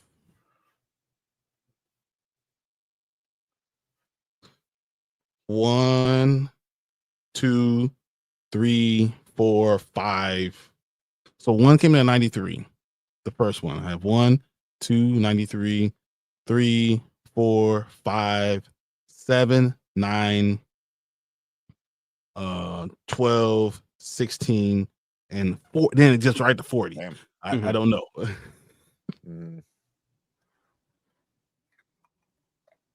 But yeah, so I have some. I just don't have all of them, but yeah, I have some. So I'm I missing. don't have any Static comics, come to think of it. I have a few of the old original run, like the Milestone run, and then I just stopped reading a lot of the comics in general. But I was really enjoying the was it Dakota Files or Dakota, I forget what it called, with Static, the newer run that's still ongoing. Shadows of Dakota that is still ongoing. So it's like people are buying it and reading it. So this means like it is a popular character, still. I need 3. I think 3 of the Static Dakota Static. So that I need that one. I need 3, but I have 1, 2, 4, 5. I think 4, 5, 6. Is that what it is? Something like that. Yeah. So yeah, it's the little stuff, Stay off Jordy, man. You come on, Jordy's the man, especially at Picard. When you get to Picard part, season 1, 2, and 3, Jordy's the best part. It's season 3 of Picard. Oh my God, Jordy is it. He has his family, has his girls, man. That's what I'm talking about. I knew it. They tried to mess him up. No, come on. Well, it's also like freaking LeVar Burton. So yeah, I won't stand for any Jordy slander. Come on, man. You know how many people read just because of Jordy? Come on, let's go, LeVar Burton. Come on. I have a poster of him. I don't have it, but Eric has it. It's a poster with him where it's like read banned books, and it's like like him with a bunch of like banned books and stuff. So yeah, he's awesome. He's one of the GOATs, man. I love him so much. So his cameo in Community is one of my favorites. One of my favorites. Where with especially being with Donald Glover and how he reacts to him. It's so funny. That's how all of us react. I know. You see, no, it was the opposite. He starts to like freak out. He's like, because he was like is overly stimulated, and he starts singing the Reading Rainbow song, and I think he just runs out the room or something like that. He goes, "I just wanted a picture." Oh man, dude, he is so great. I love pretty cool too. Game Theory. Oh my God, everything he does. Yeah. He should have been the replacement for the dude on Jeopardy. On Jeopardy, 100%. I'm like, how? Totally. How? Yeah. In fact, Reading Rainbow was so cool. I still randomly sing the theme song. Same. It's a catchy theme song. You're sitting there at the grocery store, just looking at something, and you see rainbow sherbet. You're like, rainbow. Like, it's just going on. Can't help it. Yeah. I want to do where Troy meets. Let me see. Where Troy meets his idol. Yeah, I'll send it to you real quick. This is a short one, and if anybody hasn't watched Community, watch Community. Those first 3 seasons are amazing. Like looking for so Troy effing good, man. So effing good. Oh You know. man, this art looks good. Cause he's so cool. Oh my god, LeVar Burton's so cool. Yeah, he's the man. Yeah, I was gonna say his daughter Mika, like she's like big into gaming, and she's pretty fun. She does a lot of like game hosting and stuff like that. She's yeah, she's pretty entertaining. There we go. Yeah.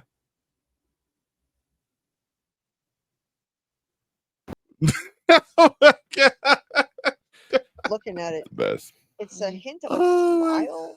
They even do like a post credit scene. The best at the end So when Donald Glover leaves the show. He like leaves on a boat, and LeVar Burton is in the boat, so he's gonna like travel the world with LeVar Burton. LeVar Burton. Yeah, Dude, that's awesome. Which is Oh, and then the boat on top of that is like was it like it's not Childish Gambino. I think it was like something Gambino, like like Gambino C or something like that. So it was like a shout out to his old personality. Career. Yeah. So yeah, but that Donald Glover in that show is so good. He's so good. Yeah. You can't flirt with a picture too. But Mama Bear's the opposite. Like you want to meet him and you want a picture. Like, I don't want a picture. What is that?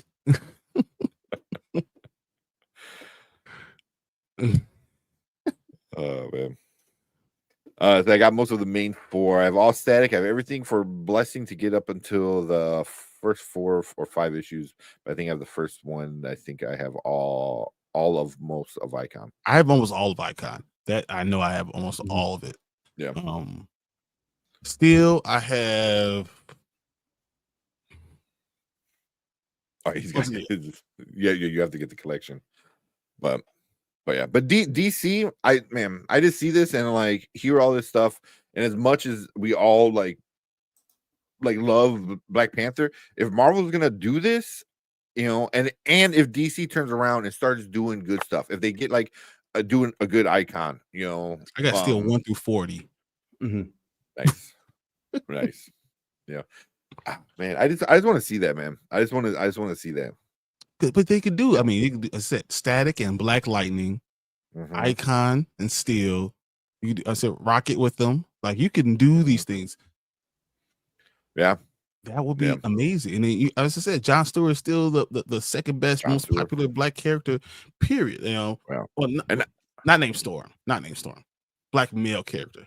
Yeah, yeah. Storm is probably number 1 actually. But yeah. So, and that's remember I told you that's what made me mad about it, right? I said you had this opportunity, you're gonna do this whole first thing going on, and you're not gonna put one Black character in that. I thought that was a mistake. Yeah. Phase 1 should have had something because you could steal it from Marvel and say, "Hey, you want something? Come here, we got you." Because you know what, they did that with like Wonder Woman. It's like, oh, you because Marvel introduced Black Widow first, right? And they got a good actress with Scarlett Johansson. So, but then they didn't do anything with her besides her just being this side kind of thing, like. But then Wonder Woman comes out, and it does great. And then Marvel's like, oh, okay, a woman-led movie can do well. All right, cool. Like. Like I don't say they took a chance on Black Panther, but like it took a dude getting fired for Black Panther to actually get made. It was they asked the first time someone asked to be Black Panther was in 1993. Wesley Snipes. Yeah, Snipes, right? Yep. Think about how long it took. Yeah. 25 years. The dude I think held the rights. I forgot what his name was, but he had the comic book rights and stuff like that for like movies. So he was like own Marvel. So he's the dude that had to get fired for Black Panther to get made, So, and but then just to kind of sit there and not do anything with it, it's almost like reminds me of like Superman stuff. It's like cool. You gave us a whether you not liked it, like Henry Cavill was a cool Superman. Whether or not you like the movie, it's a different story. But then you don't do anything with the greatest superhero of all time, like it's stupid. It's stupid, you know. So it's like what, like yeah, you know. So like they're doing it again with Black Panther, you know, and DC. Hopefully James Gunn sees this and is like, you know, Like, you can do it. blow it up. Can you Yeah. imagine if they did this? If they Mhm. did, you know, Static, and they had Icon, and I think Black Lightning, who is not as big of a character, but is an older character that you can really get behind. Yeah. You saw what they did with the TV show. In the first season of the TV show, people loved him. Mhm. Jefferson Pierce is awesome. So like you can do and you can connect a lot of these people. Yeah. You can always go the route with Young Justice. I think Young Justice season 3 or 4, you know, when stuff starts going down and you know towards the end of it, Black Lightning is like, I can't be behind this, you know, so he kind of quits. But then like, all of them start to realize like he's the only guy that can lead us. He's the only good enough person that can lead us, you know. So yeah, I mean, there's really well done stories with Black Lightning, you know, that you can do, whether it be a TV show, animated show, all the comic books. You know, it fits in with I think what you want to try to do with stuff. So I agree. you know, I you know, think and then you Static can is take advantage. just, I think Static is a home run without even He's like, Spider-Man. question. Mhm. Yeah, He's It's Spider-Man. DC's answer to Yeah. Spider-Man. Yep. yeah, you know. So and again, you know, Sony's messing up with you know all the Spider-Verse stuff, Beyond the Spider-Verse stuff. Where they're just dragging it. So it's like people want to see these things, man. Like DC has an opportunity to really steal that ball out of Marvel's court and do something with it. You know, I hope James Gunn sees it, you know, and highlighting like really cool Black comic book characters, I think is could be cool. And this is why I have a problem with Creature Commandos, because not because of anything to do with Creature Commandos, I just feel like you should have put the spotlight on some of these other characters. Like Static would have been a great thing. You say you don't want to start it off with Superman. You could did Static. You could do these, but at least put them in that first phase that we're looking forward to. Mm-hmm. That's what bothered me. You know, it's like you're doing all these other things. Why not focus on that? Why not put that out there? Yeah. You know, Yeah. and it's not really a James Gunn problem. It's just more like the respect. I just don't understand why this respect is not there. That's just, you know, so, and then it's tainting my enjoyment of other stuff because I'm like, but why aren't you doing this? Mm-hmm. It seems to be obvious to me. Yeah. Mm-hmm. Even if you're about money, that's going to make you money. Yeah. Yeah.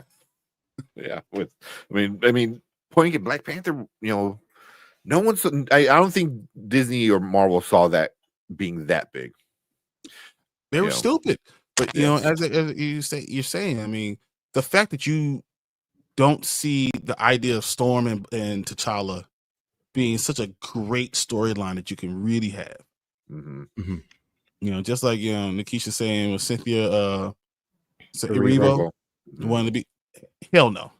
No, Hell there's and coming from someone who likes her, she's a talented singer, talented actress, but Storm, no. Stay away from my can't- Storm. Yeah. And plus, considering the fit she threw about a fan edit for Wicked, you know, just imagine. Do you know what they're going to fan edit with you as Storm? With Storm? No one tell her that people like to draw fan art of this character. Storm is one of the most drawn characters, period. So DeWanda Wise is definitely my DeWanda Wise. Yep. DeWanda Wise would be good. Yeah, she's the one I saw. She said that. I already seen fan art of that. You know, talk about fan art. I already seen the fan art. You know, of Idris Elba as T'Challa and DeWanda Wise as Storm. Like, and it looks good. It's like I've seen really good. I haven't seen any Aldous Hodge fan art, but like I said, he's solid. Yeah. Aldous Hodge and DeWanda Wise would be incredible in those respective roles. It's right there for you. Like there's no reason to not do it. No reason. And Storm needs a very specific look and a very specific presence. Exactly. You have to have that presence about you. You need to look regal, but iconically beautiful. Like you have to have that look about you, like that's just different. Like Mhm. you look at it and say, like it's like statuesque and like just unbelievable, like the stature, and you believe her to be, Omega level all the time, and Mhm. that's what you really want when you're seeing her. And I just, I just don't understand it. Yeah.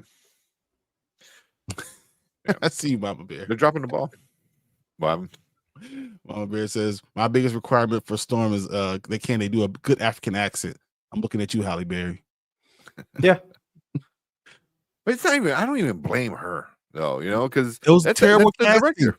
Yeah, the terrible casting, casting. The was casting in trash. general. Yeah, I mean, she got it because she's Halle Berry, and especially at that time, she's like one of the biggest actors in the world. So Mhm. But she's definitely not African, definitely not Yeah. Kenyan. Just like what? What are we Just doing? not Storm. Was not a What? good choice for Storm. It's good Lord. yeah. see So Bobby. it actually went the Jason / Professor Stein Firestorm over Ronnie. Yeah. Okay. Over Ronnie? I'm good with that. Remember, you could do all of them though, right? Right? I would pick one. I mean, so you could take Ronnie, turn into Firestorm, and then Firestorm changing between, well, I guess Jason Professor Stein actually works. Yeah. I could go with Jason Professor Stein with Yeah. Firestorm. Yeah. We got Brogu in the house. What's up, Grogu, Brogu? what's Grogu. up? Yeah. Well, I was real quick. I was like kind of thinking. I was like, well, Black Panther, like obviously iconic, comic book character. But then they went and got Ryan Coogler, who, would you consider him still an up and coming director at that point when he did Black Panther 1? Yes, when you got it, yeah, he was Yeah, because I think that's what made him like. That's what and really out. made him a household name. Yeah. He was doing stuff beforehand, like Yeah, he had Fruitvale Station was awesome. Yeah, and the Fruitvale first Station. Creed. But I was like, you can like get the milestone writers, to help write a script for say Static, and then you can get like oh, you could get I Jordan don't want to say Peele. I was gonna say Jordan Peele, but I was like, is he too much? But I feel he's a good fit because he is a nerd. Mhm. Like he's a nerd, And once again, but black actors and directors don't trust Marvel. No, I was DC saying with Static with DC. I said Yeah, DC going could by change DC. that, and DC could actually get Jordan Peele. Yeah. That's Now what you have a Marvel's character, problem. Yeah. a character that like the millennials like our age know because we remember watching the cartoon and we all love the cartoon. Then you add a name like Jordan Peele behind it. And then obviously you cast what's his name from Stranger Things. I mean, right? I mean, who else? Caleb McLaughlin. Yeah. Who else do you? Maybe he's old enough now. Yeah, you could do it now. Hey, it's a good age for it. So I was like, that's a home run. That's a home run. And it's easy. You can do it. Oh, yeah. You don't want to take the good route. Yeah. So Nikisha says, I don't approve of Halle Berry in general. She chooses so many roles as a black mom, the abuse and neglect her kids. It's so weird. And she has.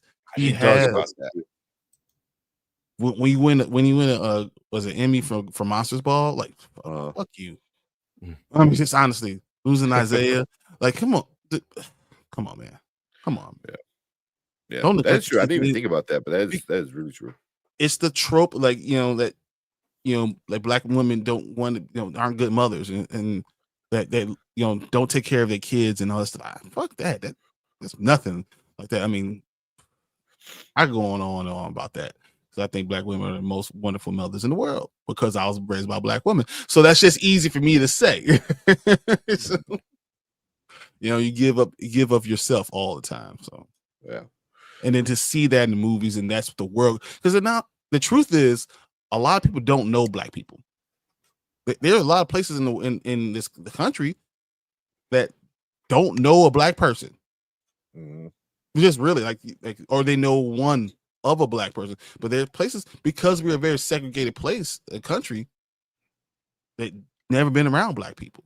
don't really know. So what you see on TV, you think that's what is truly what's going on, and Like, that's yeah. my problem with all this whole thing. You know, if I want to get back into all the comments I had before, that's you believe that's what the truth is. You believe these tropes are true.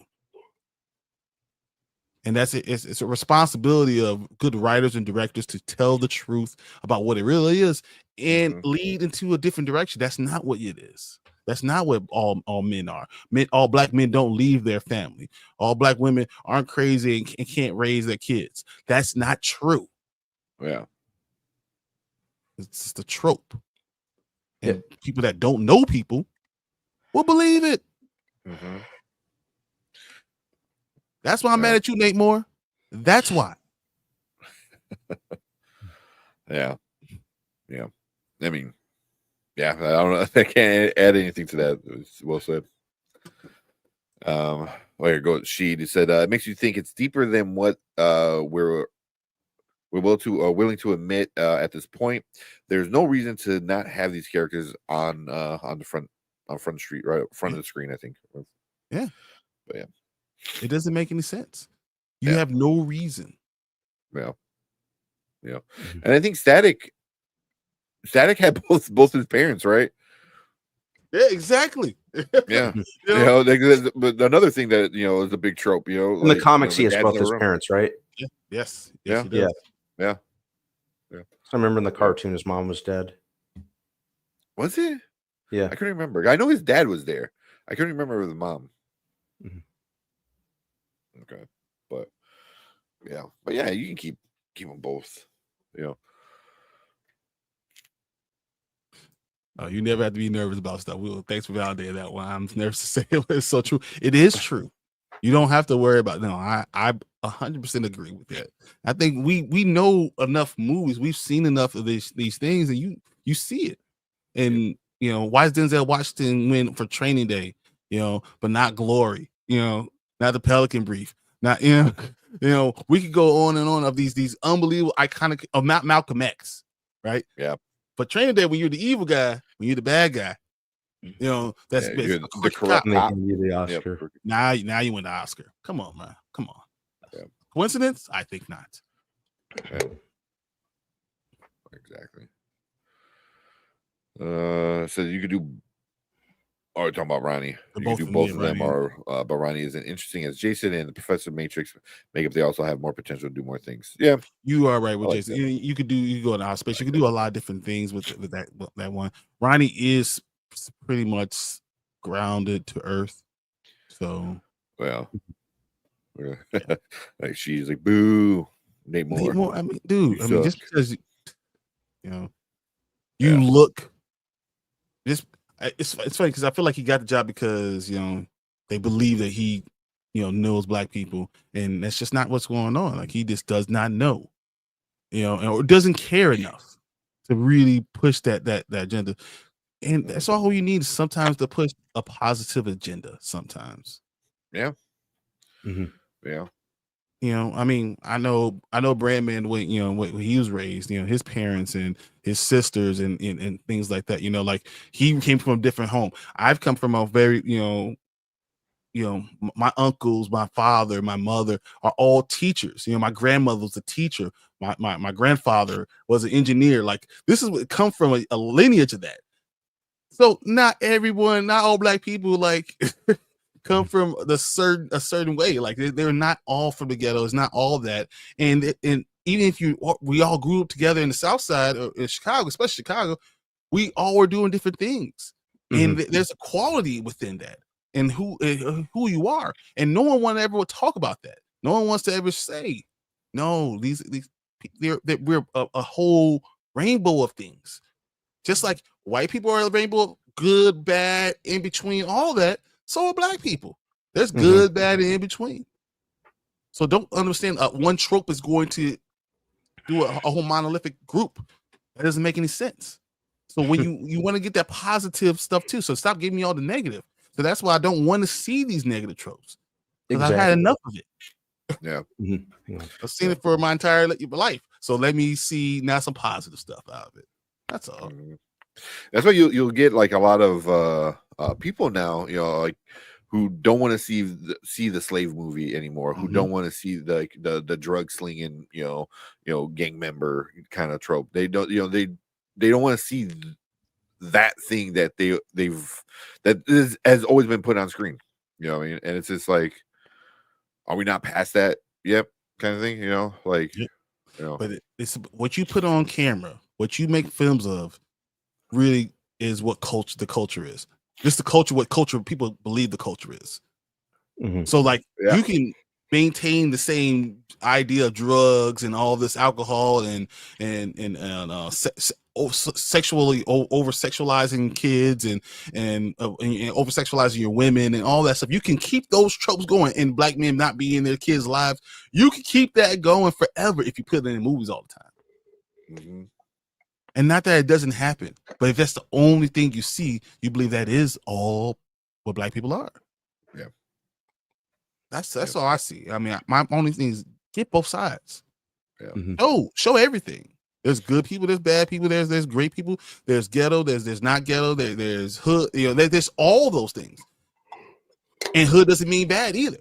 You know what I'm saying? Like it's just an entire huge, like it's a smorgasbord of people, of things, of all these things. And I just don't understand why you only want to show one. Yeah. Because like kind of like how you were saying, like movies aren't, I mean, not every movie, there are some movies, but they're mostly not meant to like educate. You know what I mean? But people see it and they think, like you said, that trope is true. Like, oh, there's gonna be this, there's gonna be that, And the perfect example of people finding something out, it was in the Watchmen show, with the Tulsa massacre kind of stuff going on. Who knows what the Tulsa massacre, bro? Like it went from like just shot up with how many people like looked that up to see if that's true or not, and like a TV show taught people, Americans, adults, who went through the schools, private, public, whatever, to find out about this. You know what I mean? So it's like you could tell stories that educate, but you can also tell stories that like let you know, like, hey, we're all not like ghetto kids in dangerous minds, or like you don't need the white savior to fix us. Like only Michelle Pfeiffer can come in and like looking at you blindside. Or Sunset Park. Sunset Park. What's the other one with the other oh my god, the other teacher, why am I drawing a blank on her name? But there's so many. There's so many. Comes to saves the day. This is the white hero, the white woman that comes in and saves the day, or the white man. I know you guys couldn't do it yourselves, so I'm gonna do it. Like, no, that's not what's going on. That's not what's happening. No, I mean, we have a billion movies about slavery, but we don't have hardly any movies about Black Wall Street. Yeah, and how for a 15-year period, how unbelievable the ex-slaves were doing in Oklahoma. How it was working, how they had more money than anyone else. Like, it was amazing. And then they had to create Jim Crow laws to break it up, but no one wants to talk about it. You don't want to give me that. You want to give me all the other stuff. Yeah, to remind me, you're slaves for 400 years. Yeah, like Judas and the Black Messiah, I thought was good because it's not the gangbanger, it's not the drug slinging. It's it's from Lakeith Stanfield. What's his name? Bill. Yeah, he's kind of his point of view and stuff like that. But it shows you like they did, Fred Hampton was just like wanted rights. He wanted to be equal. He wanted like things. He's not trying to come out here and like kill white people. The FBI was saying. Party, it was to help the community. So it's like smart man speaking well and motivating other people. So it's not a black. And I know a lot of people are like, oh, I don't want to see that. But I was like, it's not like slave. It's not like gangbanging. It's like a real life person, like kind of doing the real story instead of the the FBI side, like oh, Exactly. he's a The bad guy. FBI is going to He's feed a you all radical. this other stuff. This is Yeah, what he's it a is. radical terrorist. That type of shit. And that wasn't it. He was building his community. All of a sudden, you saw in the movie him building the community, building all this stuff up, and how the FBI actually torched it, right? Actually burned it down on purpose. Oh yeah. And then what they really don't tell you is that the University of Chicago turned around, though they gave them the money to buy the stuff, they turned around and then bought all that land up. Oh, How about that? Really? How about that? Well, look at how all that land they own. That's that's where the Black Panther Party was. But that's where all that stuff was happening in Judas and the Black Messiah. That's where it was. Yeah. Crazy. I didn't know that, but that makes sense. That's history. They do that all the time. Don't be surprised in LA right now. There's I forgot the name of the neighborhood, but it's a minority neighborhood. A lot of black families, a lot of like Mexican families, all burned down. And they're gonna do what they did in the Ninth Ward in New Orleans, and all of a sudden they don't build it back up, and then all of a sudden it becomes condos and townhomes, and that's exactly what's gonna happen. All these conglomerate real estate corporations are gonna come in and steal it, basically. You know what I mean? Here's pennies for the dollar, and we paid money, you, right? but, we'll pay you, for that $200,000-$300,000 house. We're gonna pay you $50,000, and you go live somewhere else. But then we're going to take that land and we'll pay you $1,000 for and sell it for $300,000. It's LA.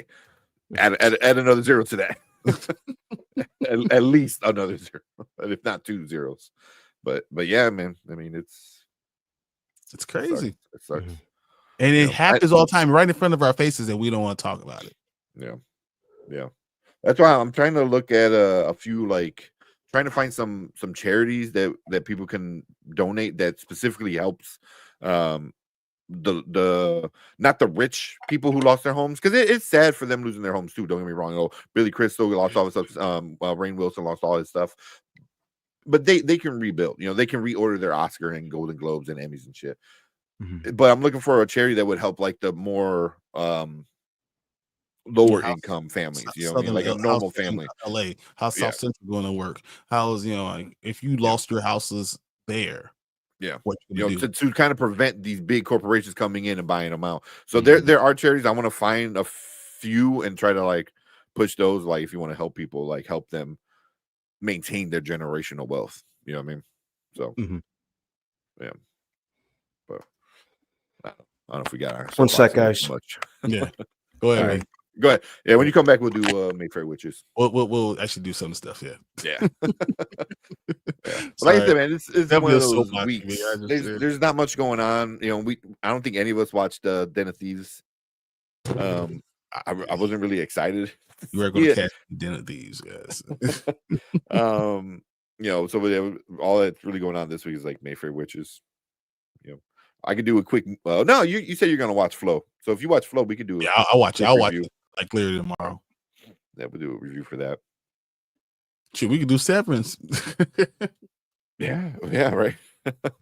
Lakeisha said, you have some conspiracy theory channels I watch say that that's why the fires were set. You had to take land. Insurance companies even cancel people's insurance before the fire started. Yes, it's crazy. And this stuff is happening. And this is what you see. Like it was in the movie. You saw this stuff is happening. It's crazy. Yeah. Like there's some crazy wild conspiracy theories with what's going on how the fire started and why the fire started, blah blah blah. I'm sure there's people setting fires. There are some people starting arson. Doing. It's stuff, weird because the fires are in 4 different areas, really. Yeah. And how they're in 4 different areas when they're not touching, it's kind of weird. But some things are probably said, and some things are just natural. This is a brush thing that happens. But also this windstorms that are happening.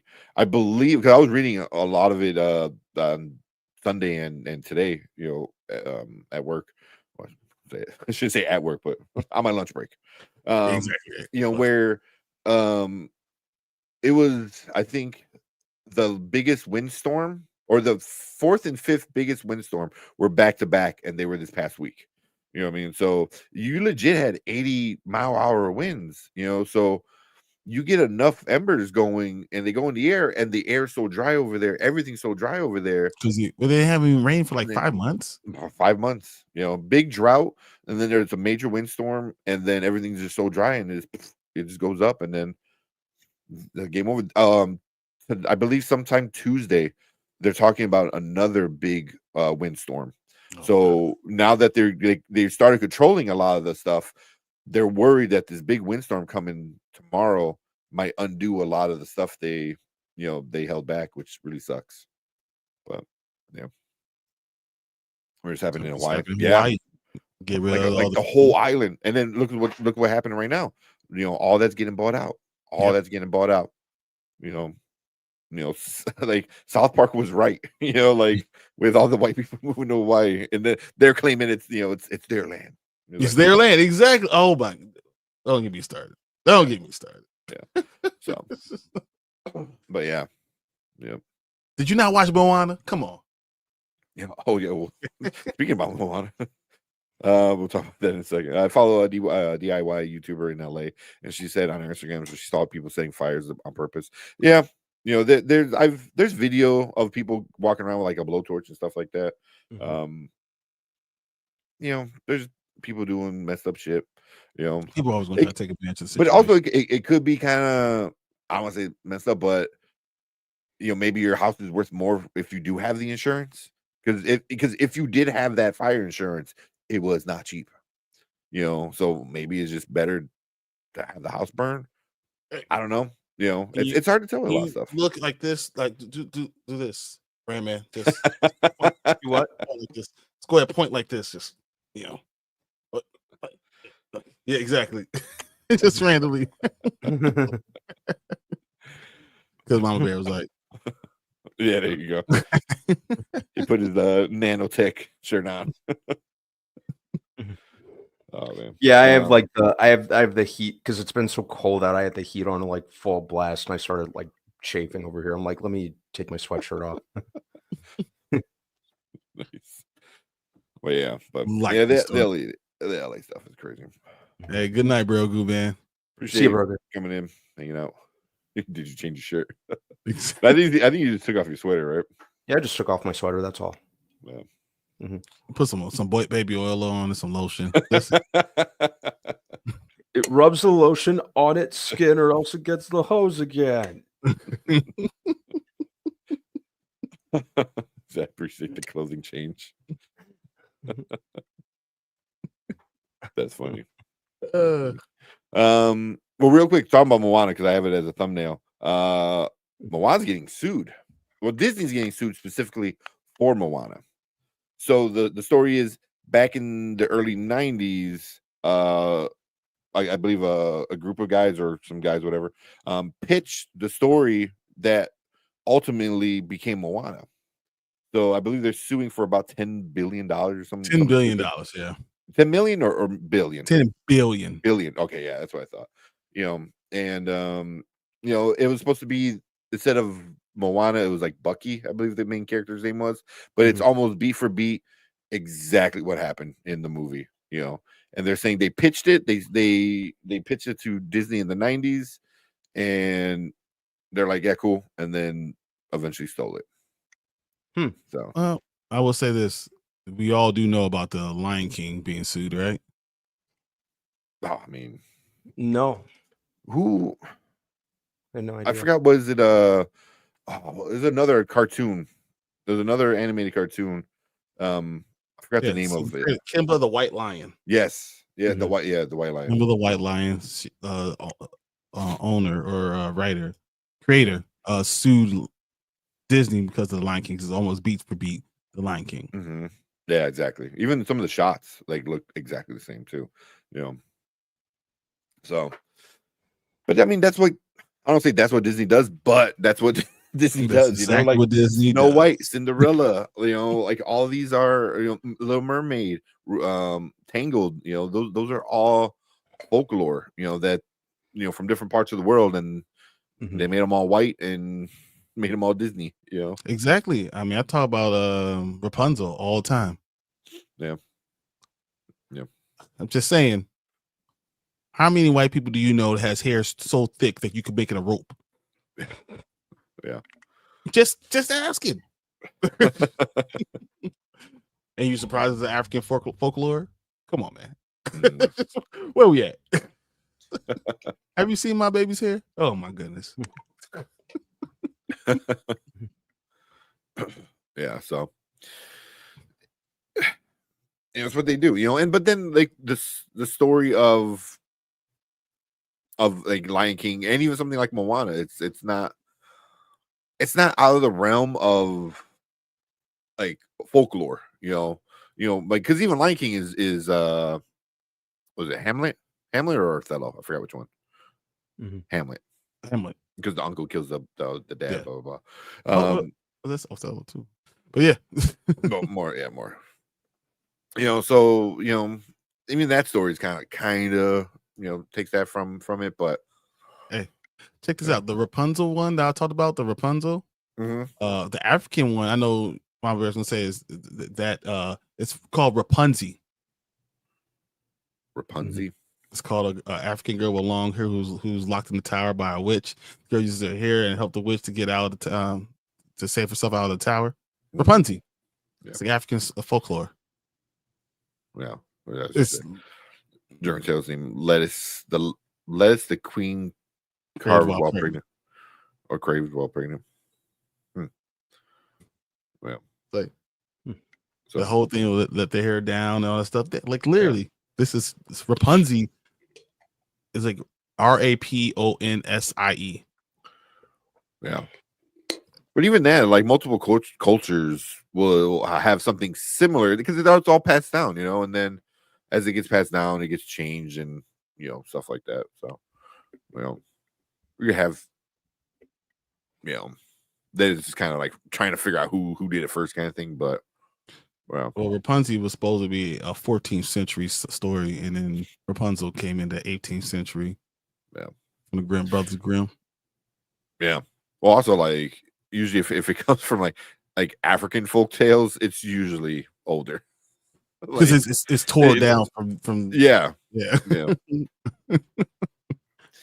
Well, they could have changed the name more. I know. It was crazy. I mean, it's the Lion King, the White Lion. Like I'm just saying, like not doing anything. Yeah, so it's not exactly Hamlet, but it's also based on the actual life of Mansa Musa's great uncle. Oh, I didn't know that. Yeah, I'm saying it's not exactly Hamlet, but it's kind of like close enough with the idea and stuff like that.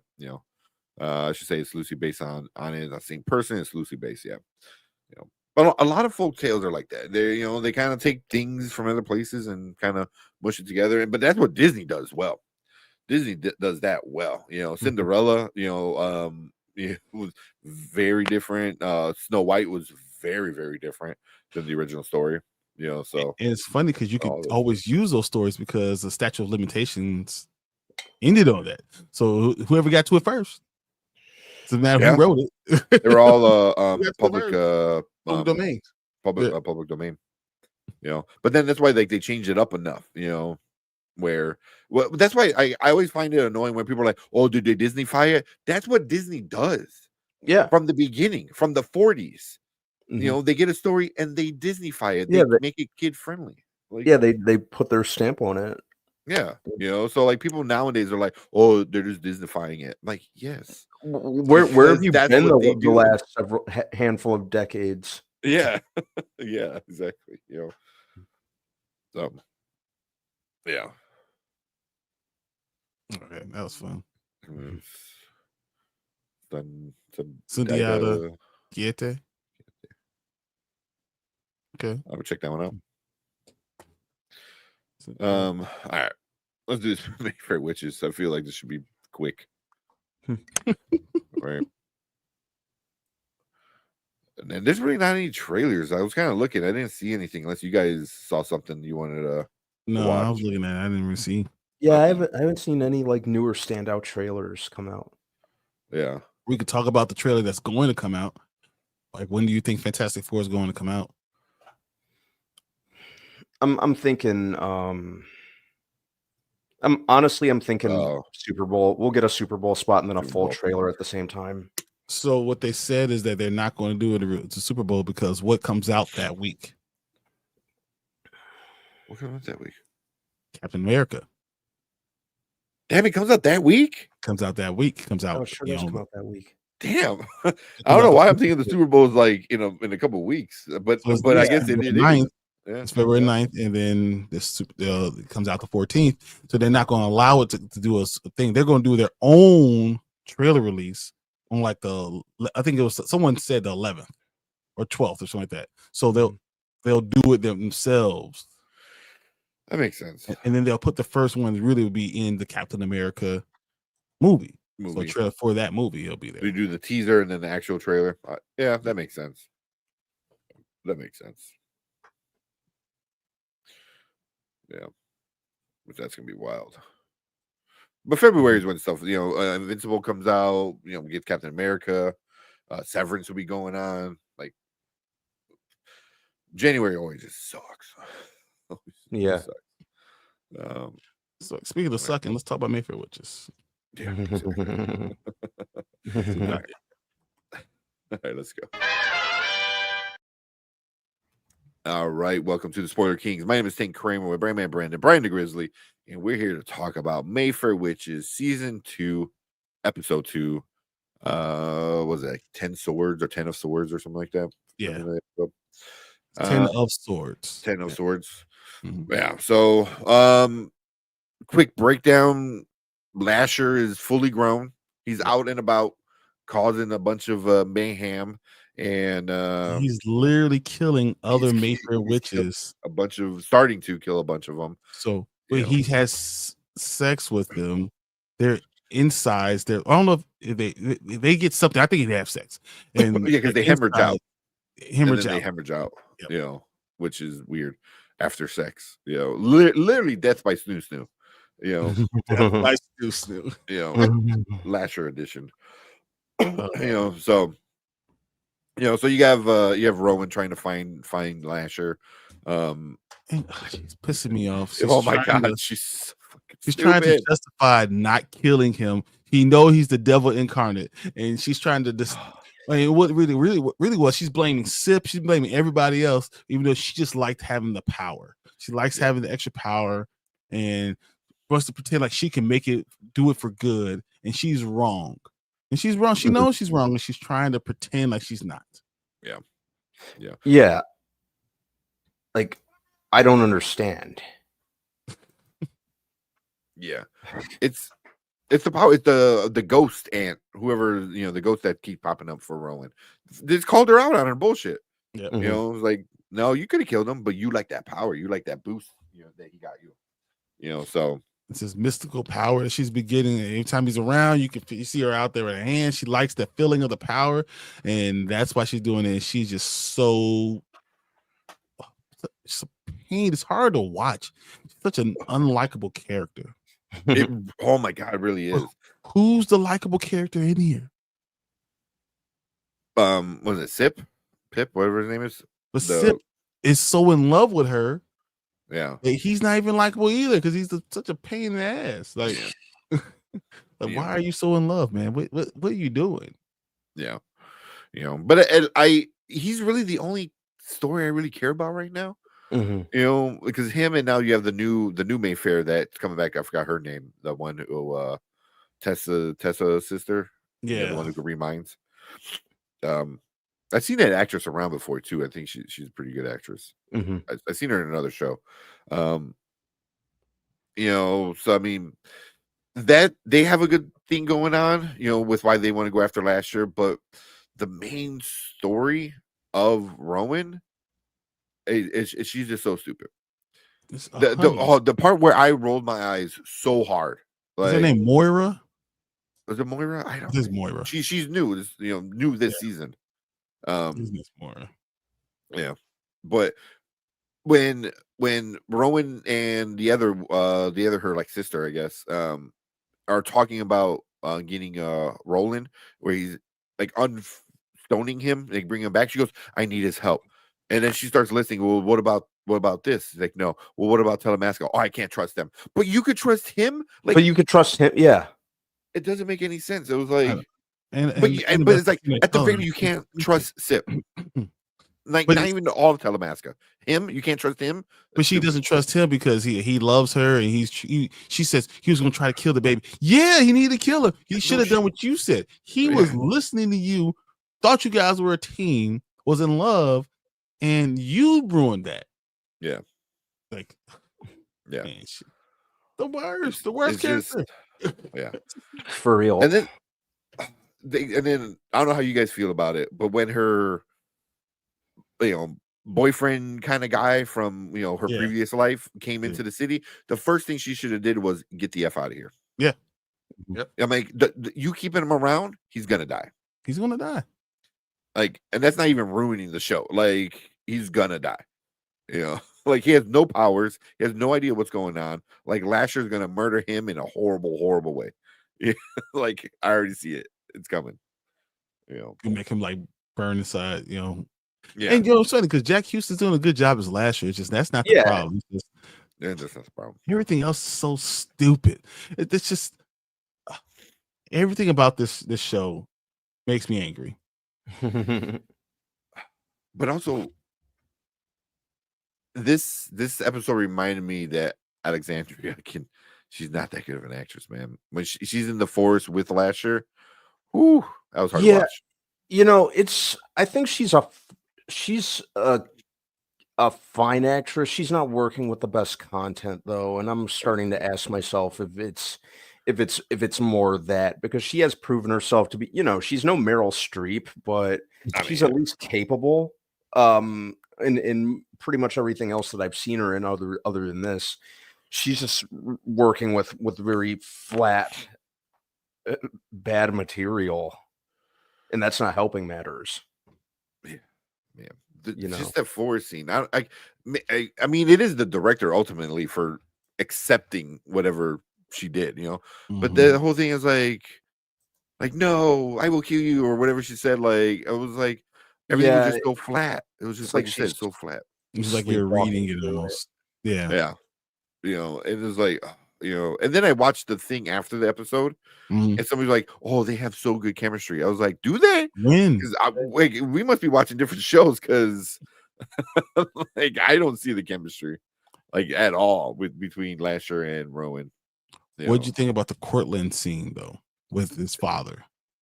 That was interesting. It was weird as shit, but like really interesting. Like, what the fuck is going on? This is kind of crazy. But also, it's like that was the only good acting of the whole episode.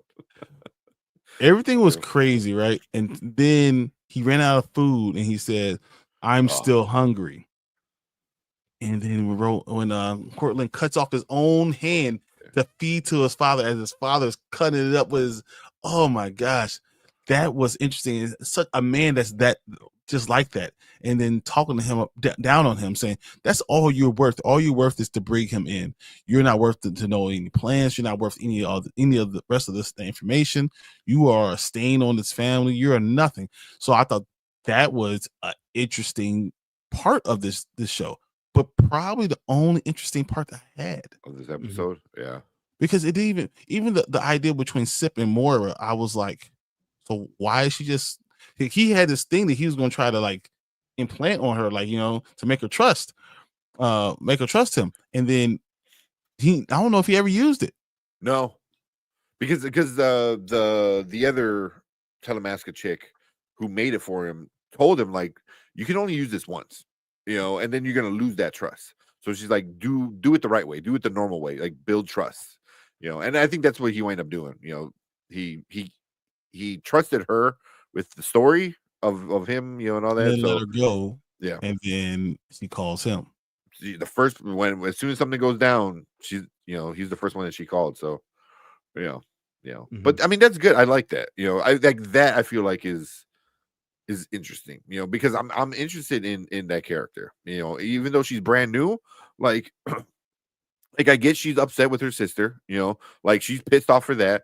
I feel like she doesn't really like the family. Mother.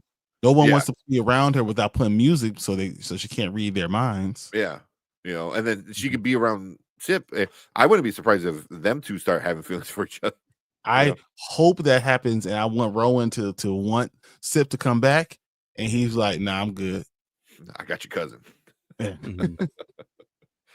We're happy here in this family.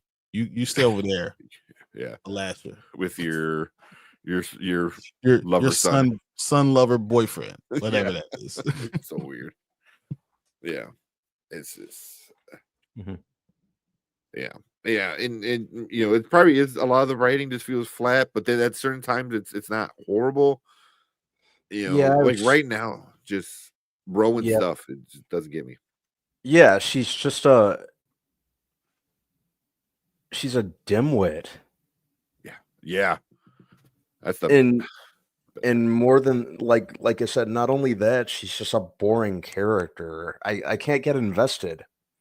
I try to like get invested in this show and find myself doing something else because it's just not it's just not pulling me in. Yeah. Which is too Son bad. lover / boyfriend. Son lover boyfriend. Yeah. That's Sweet Home.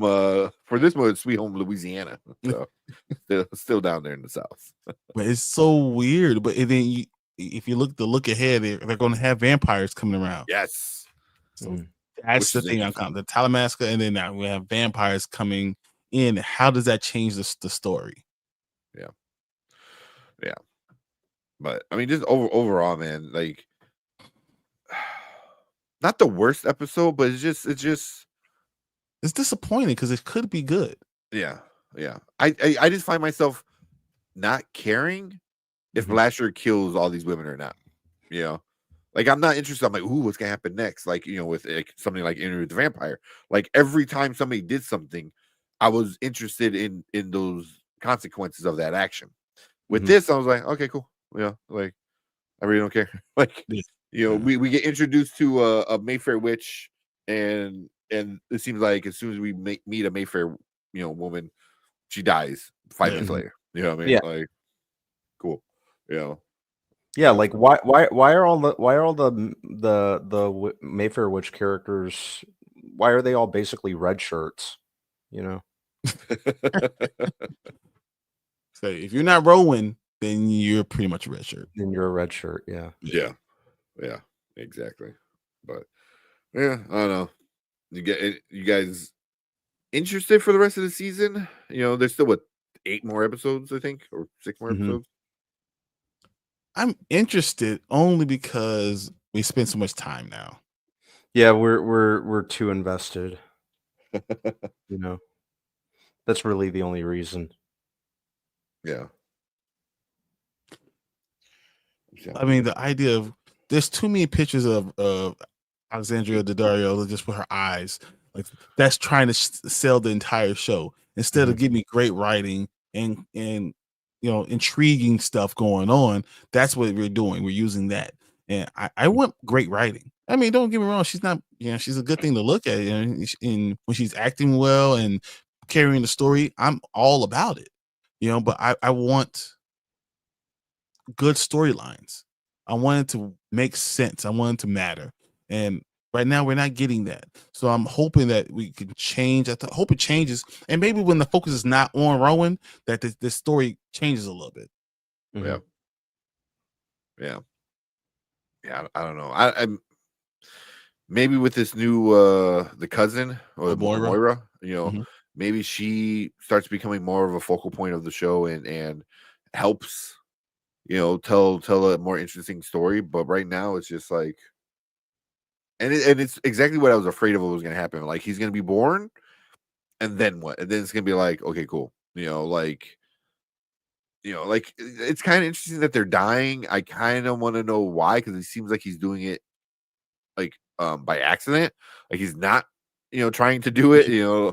But he is like the devil basically. So yeah, but.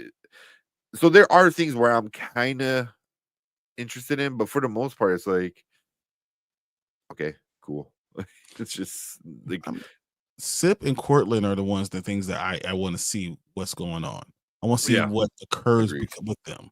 Those are the two ones that I'm like, this could be interesting. It could be an interesting storyline.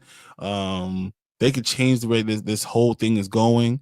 I'm hoping it actually does. And I mean, Cortland is not a good guy, and you know, Rowan is stupid. So she's probably going to trust him again. And then Annabelle's going to die because we let Cortland come back. And then Moira's going to say, you're the reason. We look at Rowan and say, you're the reason why all this death is happening. Yeah. They already hinted at that. Because Cortland already told them, like, oh, if you let people know, it's going to be your fault. Like, they're going to blame you. Which, rightfully so, though. They should.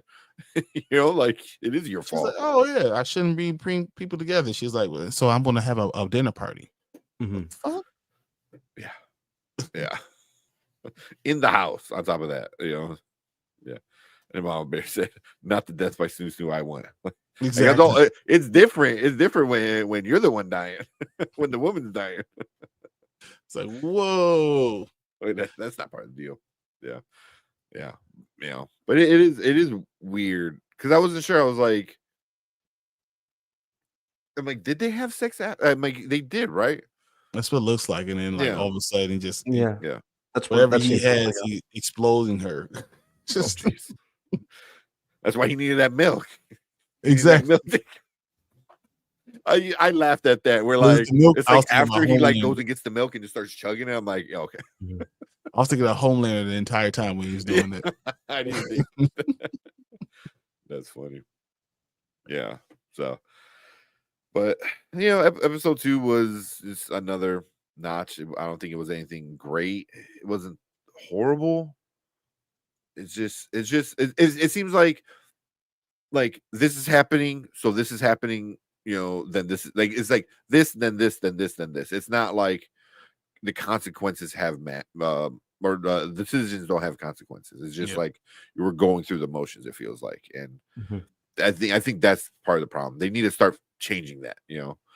So we'll see. Because right now, like, Rowan keeps doing stupid stuff, and eventually she needs to have some consequence to all the crap that she's doing. Though. Yeah. You know, so we'll see. You guys got anything else? Yeah, man. No. These episodes gotta get better. Yeah, 6 more left. It's been a long time since I felt this detached from a show. Yeah, especially after watching Interview the Vampire, where we're so invested. So every single word they say, we're just like hooked, you know. So yeah, I couldn't tell you not one word that was said during this episode. Yeah. I remember the one part where she gets the phone call and she tells like the doctor dude to like hold on. And she's like, I was like, what? Oh my god, man. Yeah, I don't know. But yeah, so yeah, that's our thoughts for episode 2 of Mayfair Witches for this new season. We're gonna keep going. You know, there's 8 total, so we still got 6 left. We'll see what happens. I don't know. We get vampires, which hopefully starts to tie things in. Hopefully this season maybe sets up the Telemasca, which we're getting later in the year supposedly. So I'm cool with that. So we'll see. We'll see how it goes. So 6 more weeks. You know, I'm not done with it. I'm not like putting that final like nail in the coffin. Like, that's it. I'm done. I don't want to waste my time. Sip in a Talamasca could be interesting. He's like, I know who they are. Yeah. I want to use them to my advantage. Yeah. Exactly. But cool. You know, so like I said, that's our thoughts. We want to hear from you guys. If you're watching this on the replay, hit that like button, hit that subscribe button, leave a comment, let us know what you think about this episode so far, or the season so far with this episode. And if you want to be part of the live review, come check us out every Monday when we talk about the newest episode of Mayfair Witches, streaming on AMC. But yeah, we appreciate everyone coming in, hanging out with us, and everyone in the live chat. Stick around because we're going to finish things up for the night.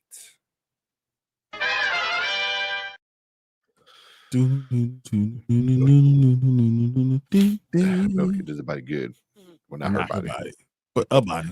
Well, he was the one after it was done. He's like, he was trying to get the nasty, like, spoiled milk too. Yeah. Oh, Like, what Yeah, is that was wrong with you, disgusting. dude? It's so Ugh. weird. Me personally, like, I don't say me personally, but I don't see him as like one of those attractive dudes where like all these women are like head over heels Throwing for him. themselves at him. Yeah, he's not ugly by any means, but also it's like if you're supposed to be like the dude all these women want, like I don't see it. Mhm. It might be just me, but Like, I I'm don't see sure it. there's a couple of people that like you, but what? Okay, I guess. Yeah, To each their own. yeah. Like the dude who played Lucifer in Lucifer, I think he's like more of a guy that would see like women like going Throwing crazy for. themselves at you. Yeah. Yeah, like this dude looks like just a normal dude, like yeah. So I don't know. But what do I know? But that's the first thing I thought when the first one died. I was like, oh, that's my snoo snoo. And it was so weird because she was like, yeah, let's go back into my place. It was like, dude, he was acting like a lost puppy. Why are you doing this? This is weird. Yeah. And he did. So also again, I laughed way too much during this because the parts I watched, I'm like, that's horrible writing. He did that stupid thing. I don't know if you guys You ever call it the reflection or whatever it is? Yeah, like you just you say repeat something and I repeat it. He's like yeah, like oh, I never really bring strangers in. Oh, so you never seen been a stranger? Like like am I strange? Yeah, like it's so stupid, man. I was like, it was so yeah. But like you could make it more because I think it's the all the Mayfair women are just naturally stupid attracted to him. Well, that too, but yeah, but just naturally like they're pulled to him, and he's pulled to them, so they're just constantly like finding each other, and for the women unfortunately it's they get the bad deal of it all, I think they need to explain that better. Like why they're just naturally pulled together and why they keep dying. It's just like, it's like meant to be almost. So I just want them to explain why Sip doesn't trust Talamasca. What I don't blame him. For them wiping his memory. That's yeah. kind of weird. Yeah. I don't blame him. You keep every time you like a mission and I find out something I'm not supposed to find out, like zap, like you forget about that. So it does suck. Those are not the droids you're looking for. Exactly. Those are not the witches you're looking for. Ty said, just watching Nosferatu for the second time. Nice. I've been watching more interviews. The interviews are really interesting. I was watching it. I still think that the movie was good. They could have done a little bit better with Nosferatu, But what's that scene?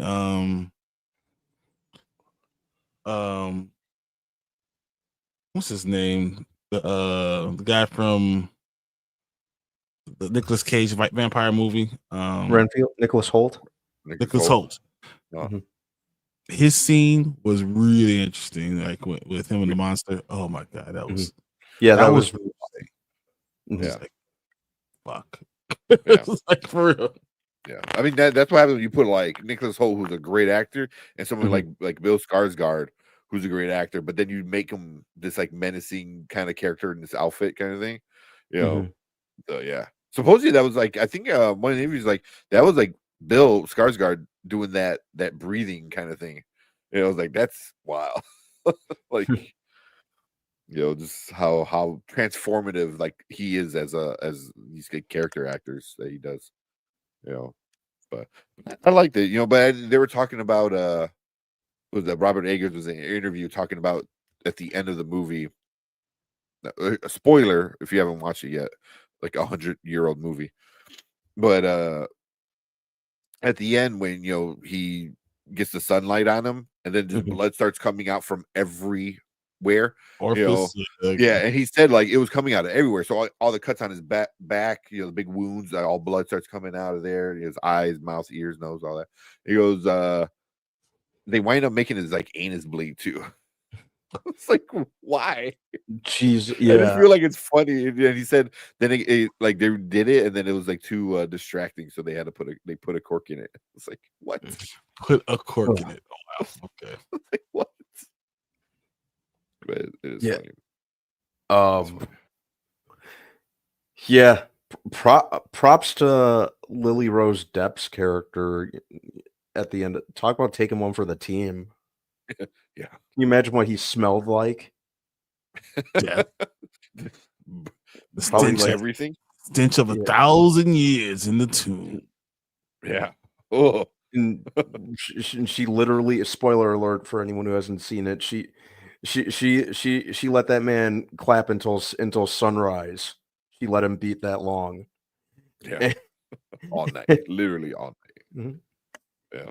And when, he was Like, at- he when was they about to showed go it- back up, she's like, When they showed his corpse at the end, I was like, well, someone skips leg day. So it's the foulest stenches in the air, the funk of 40,000 years, and grisly ghouls for every tomb are closing in to seal your doom. where's that from? Thriller. Exactly. Oh. And though you fight to stay alive, your body starts to shiver because no mere mortal can resist the evil of the Thriller. Nice. I've been there's so many like funny memes though coming out of the Nosferatu stuff.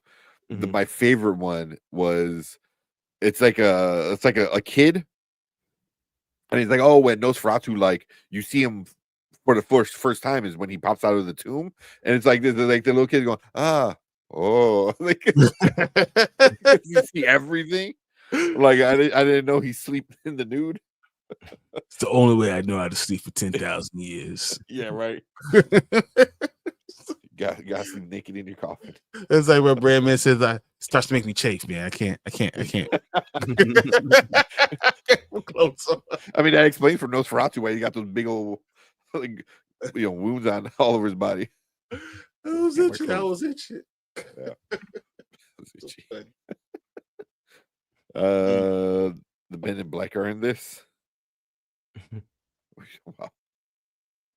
Not everyone is as buff as you, Brandon. Yeah. With the Nosferatu. So not everyone wants to do leg day, man. Not everybody wants to. Yeah, do right. Yeah. But, man, Nosferatu is like, for me, like I said, it's one of my favorite movies of the year. Same. I absolutely loved it. Really like it. It was one of the main ones I was waiting for. Yeah. And watching the interviews, watch the interviews. They're I so will. good because they keep talking about like different details that I missed. You know. Mhm. Yeah. Like he explains why he did the big mustache like that.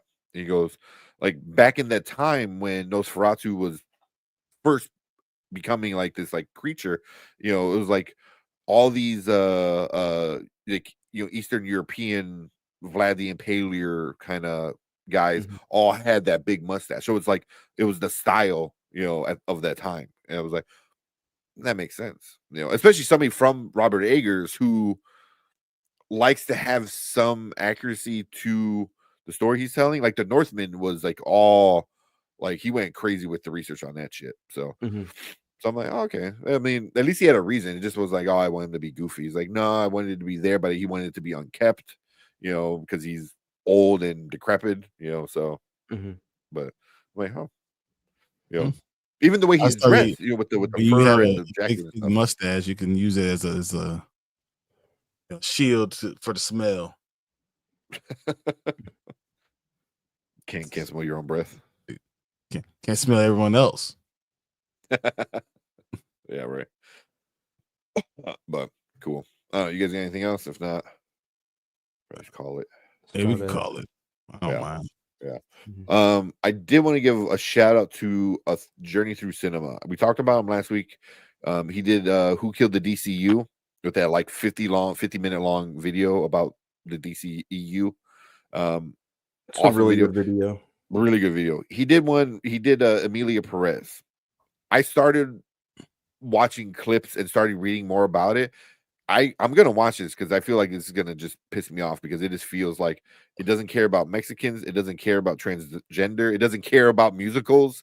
Like everything I see about this movie, it looks horrible, and it keeps winning awards. And he talks about why it keeps winning awards and why it sucks.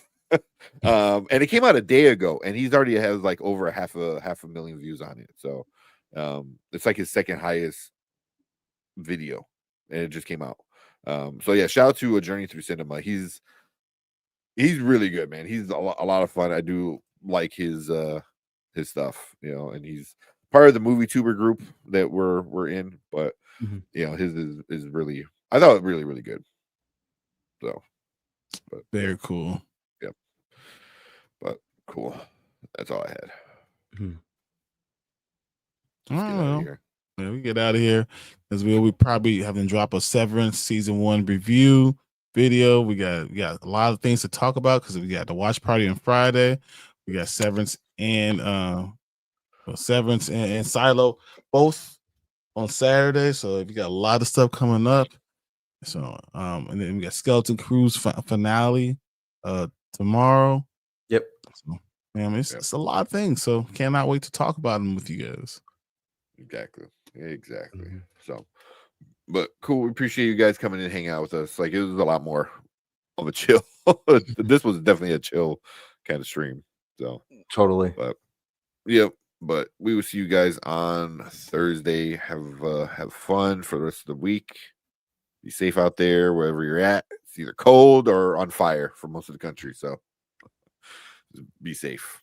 But yeah, we will see you guys on Thursday. Later. See you guys.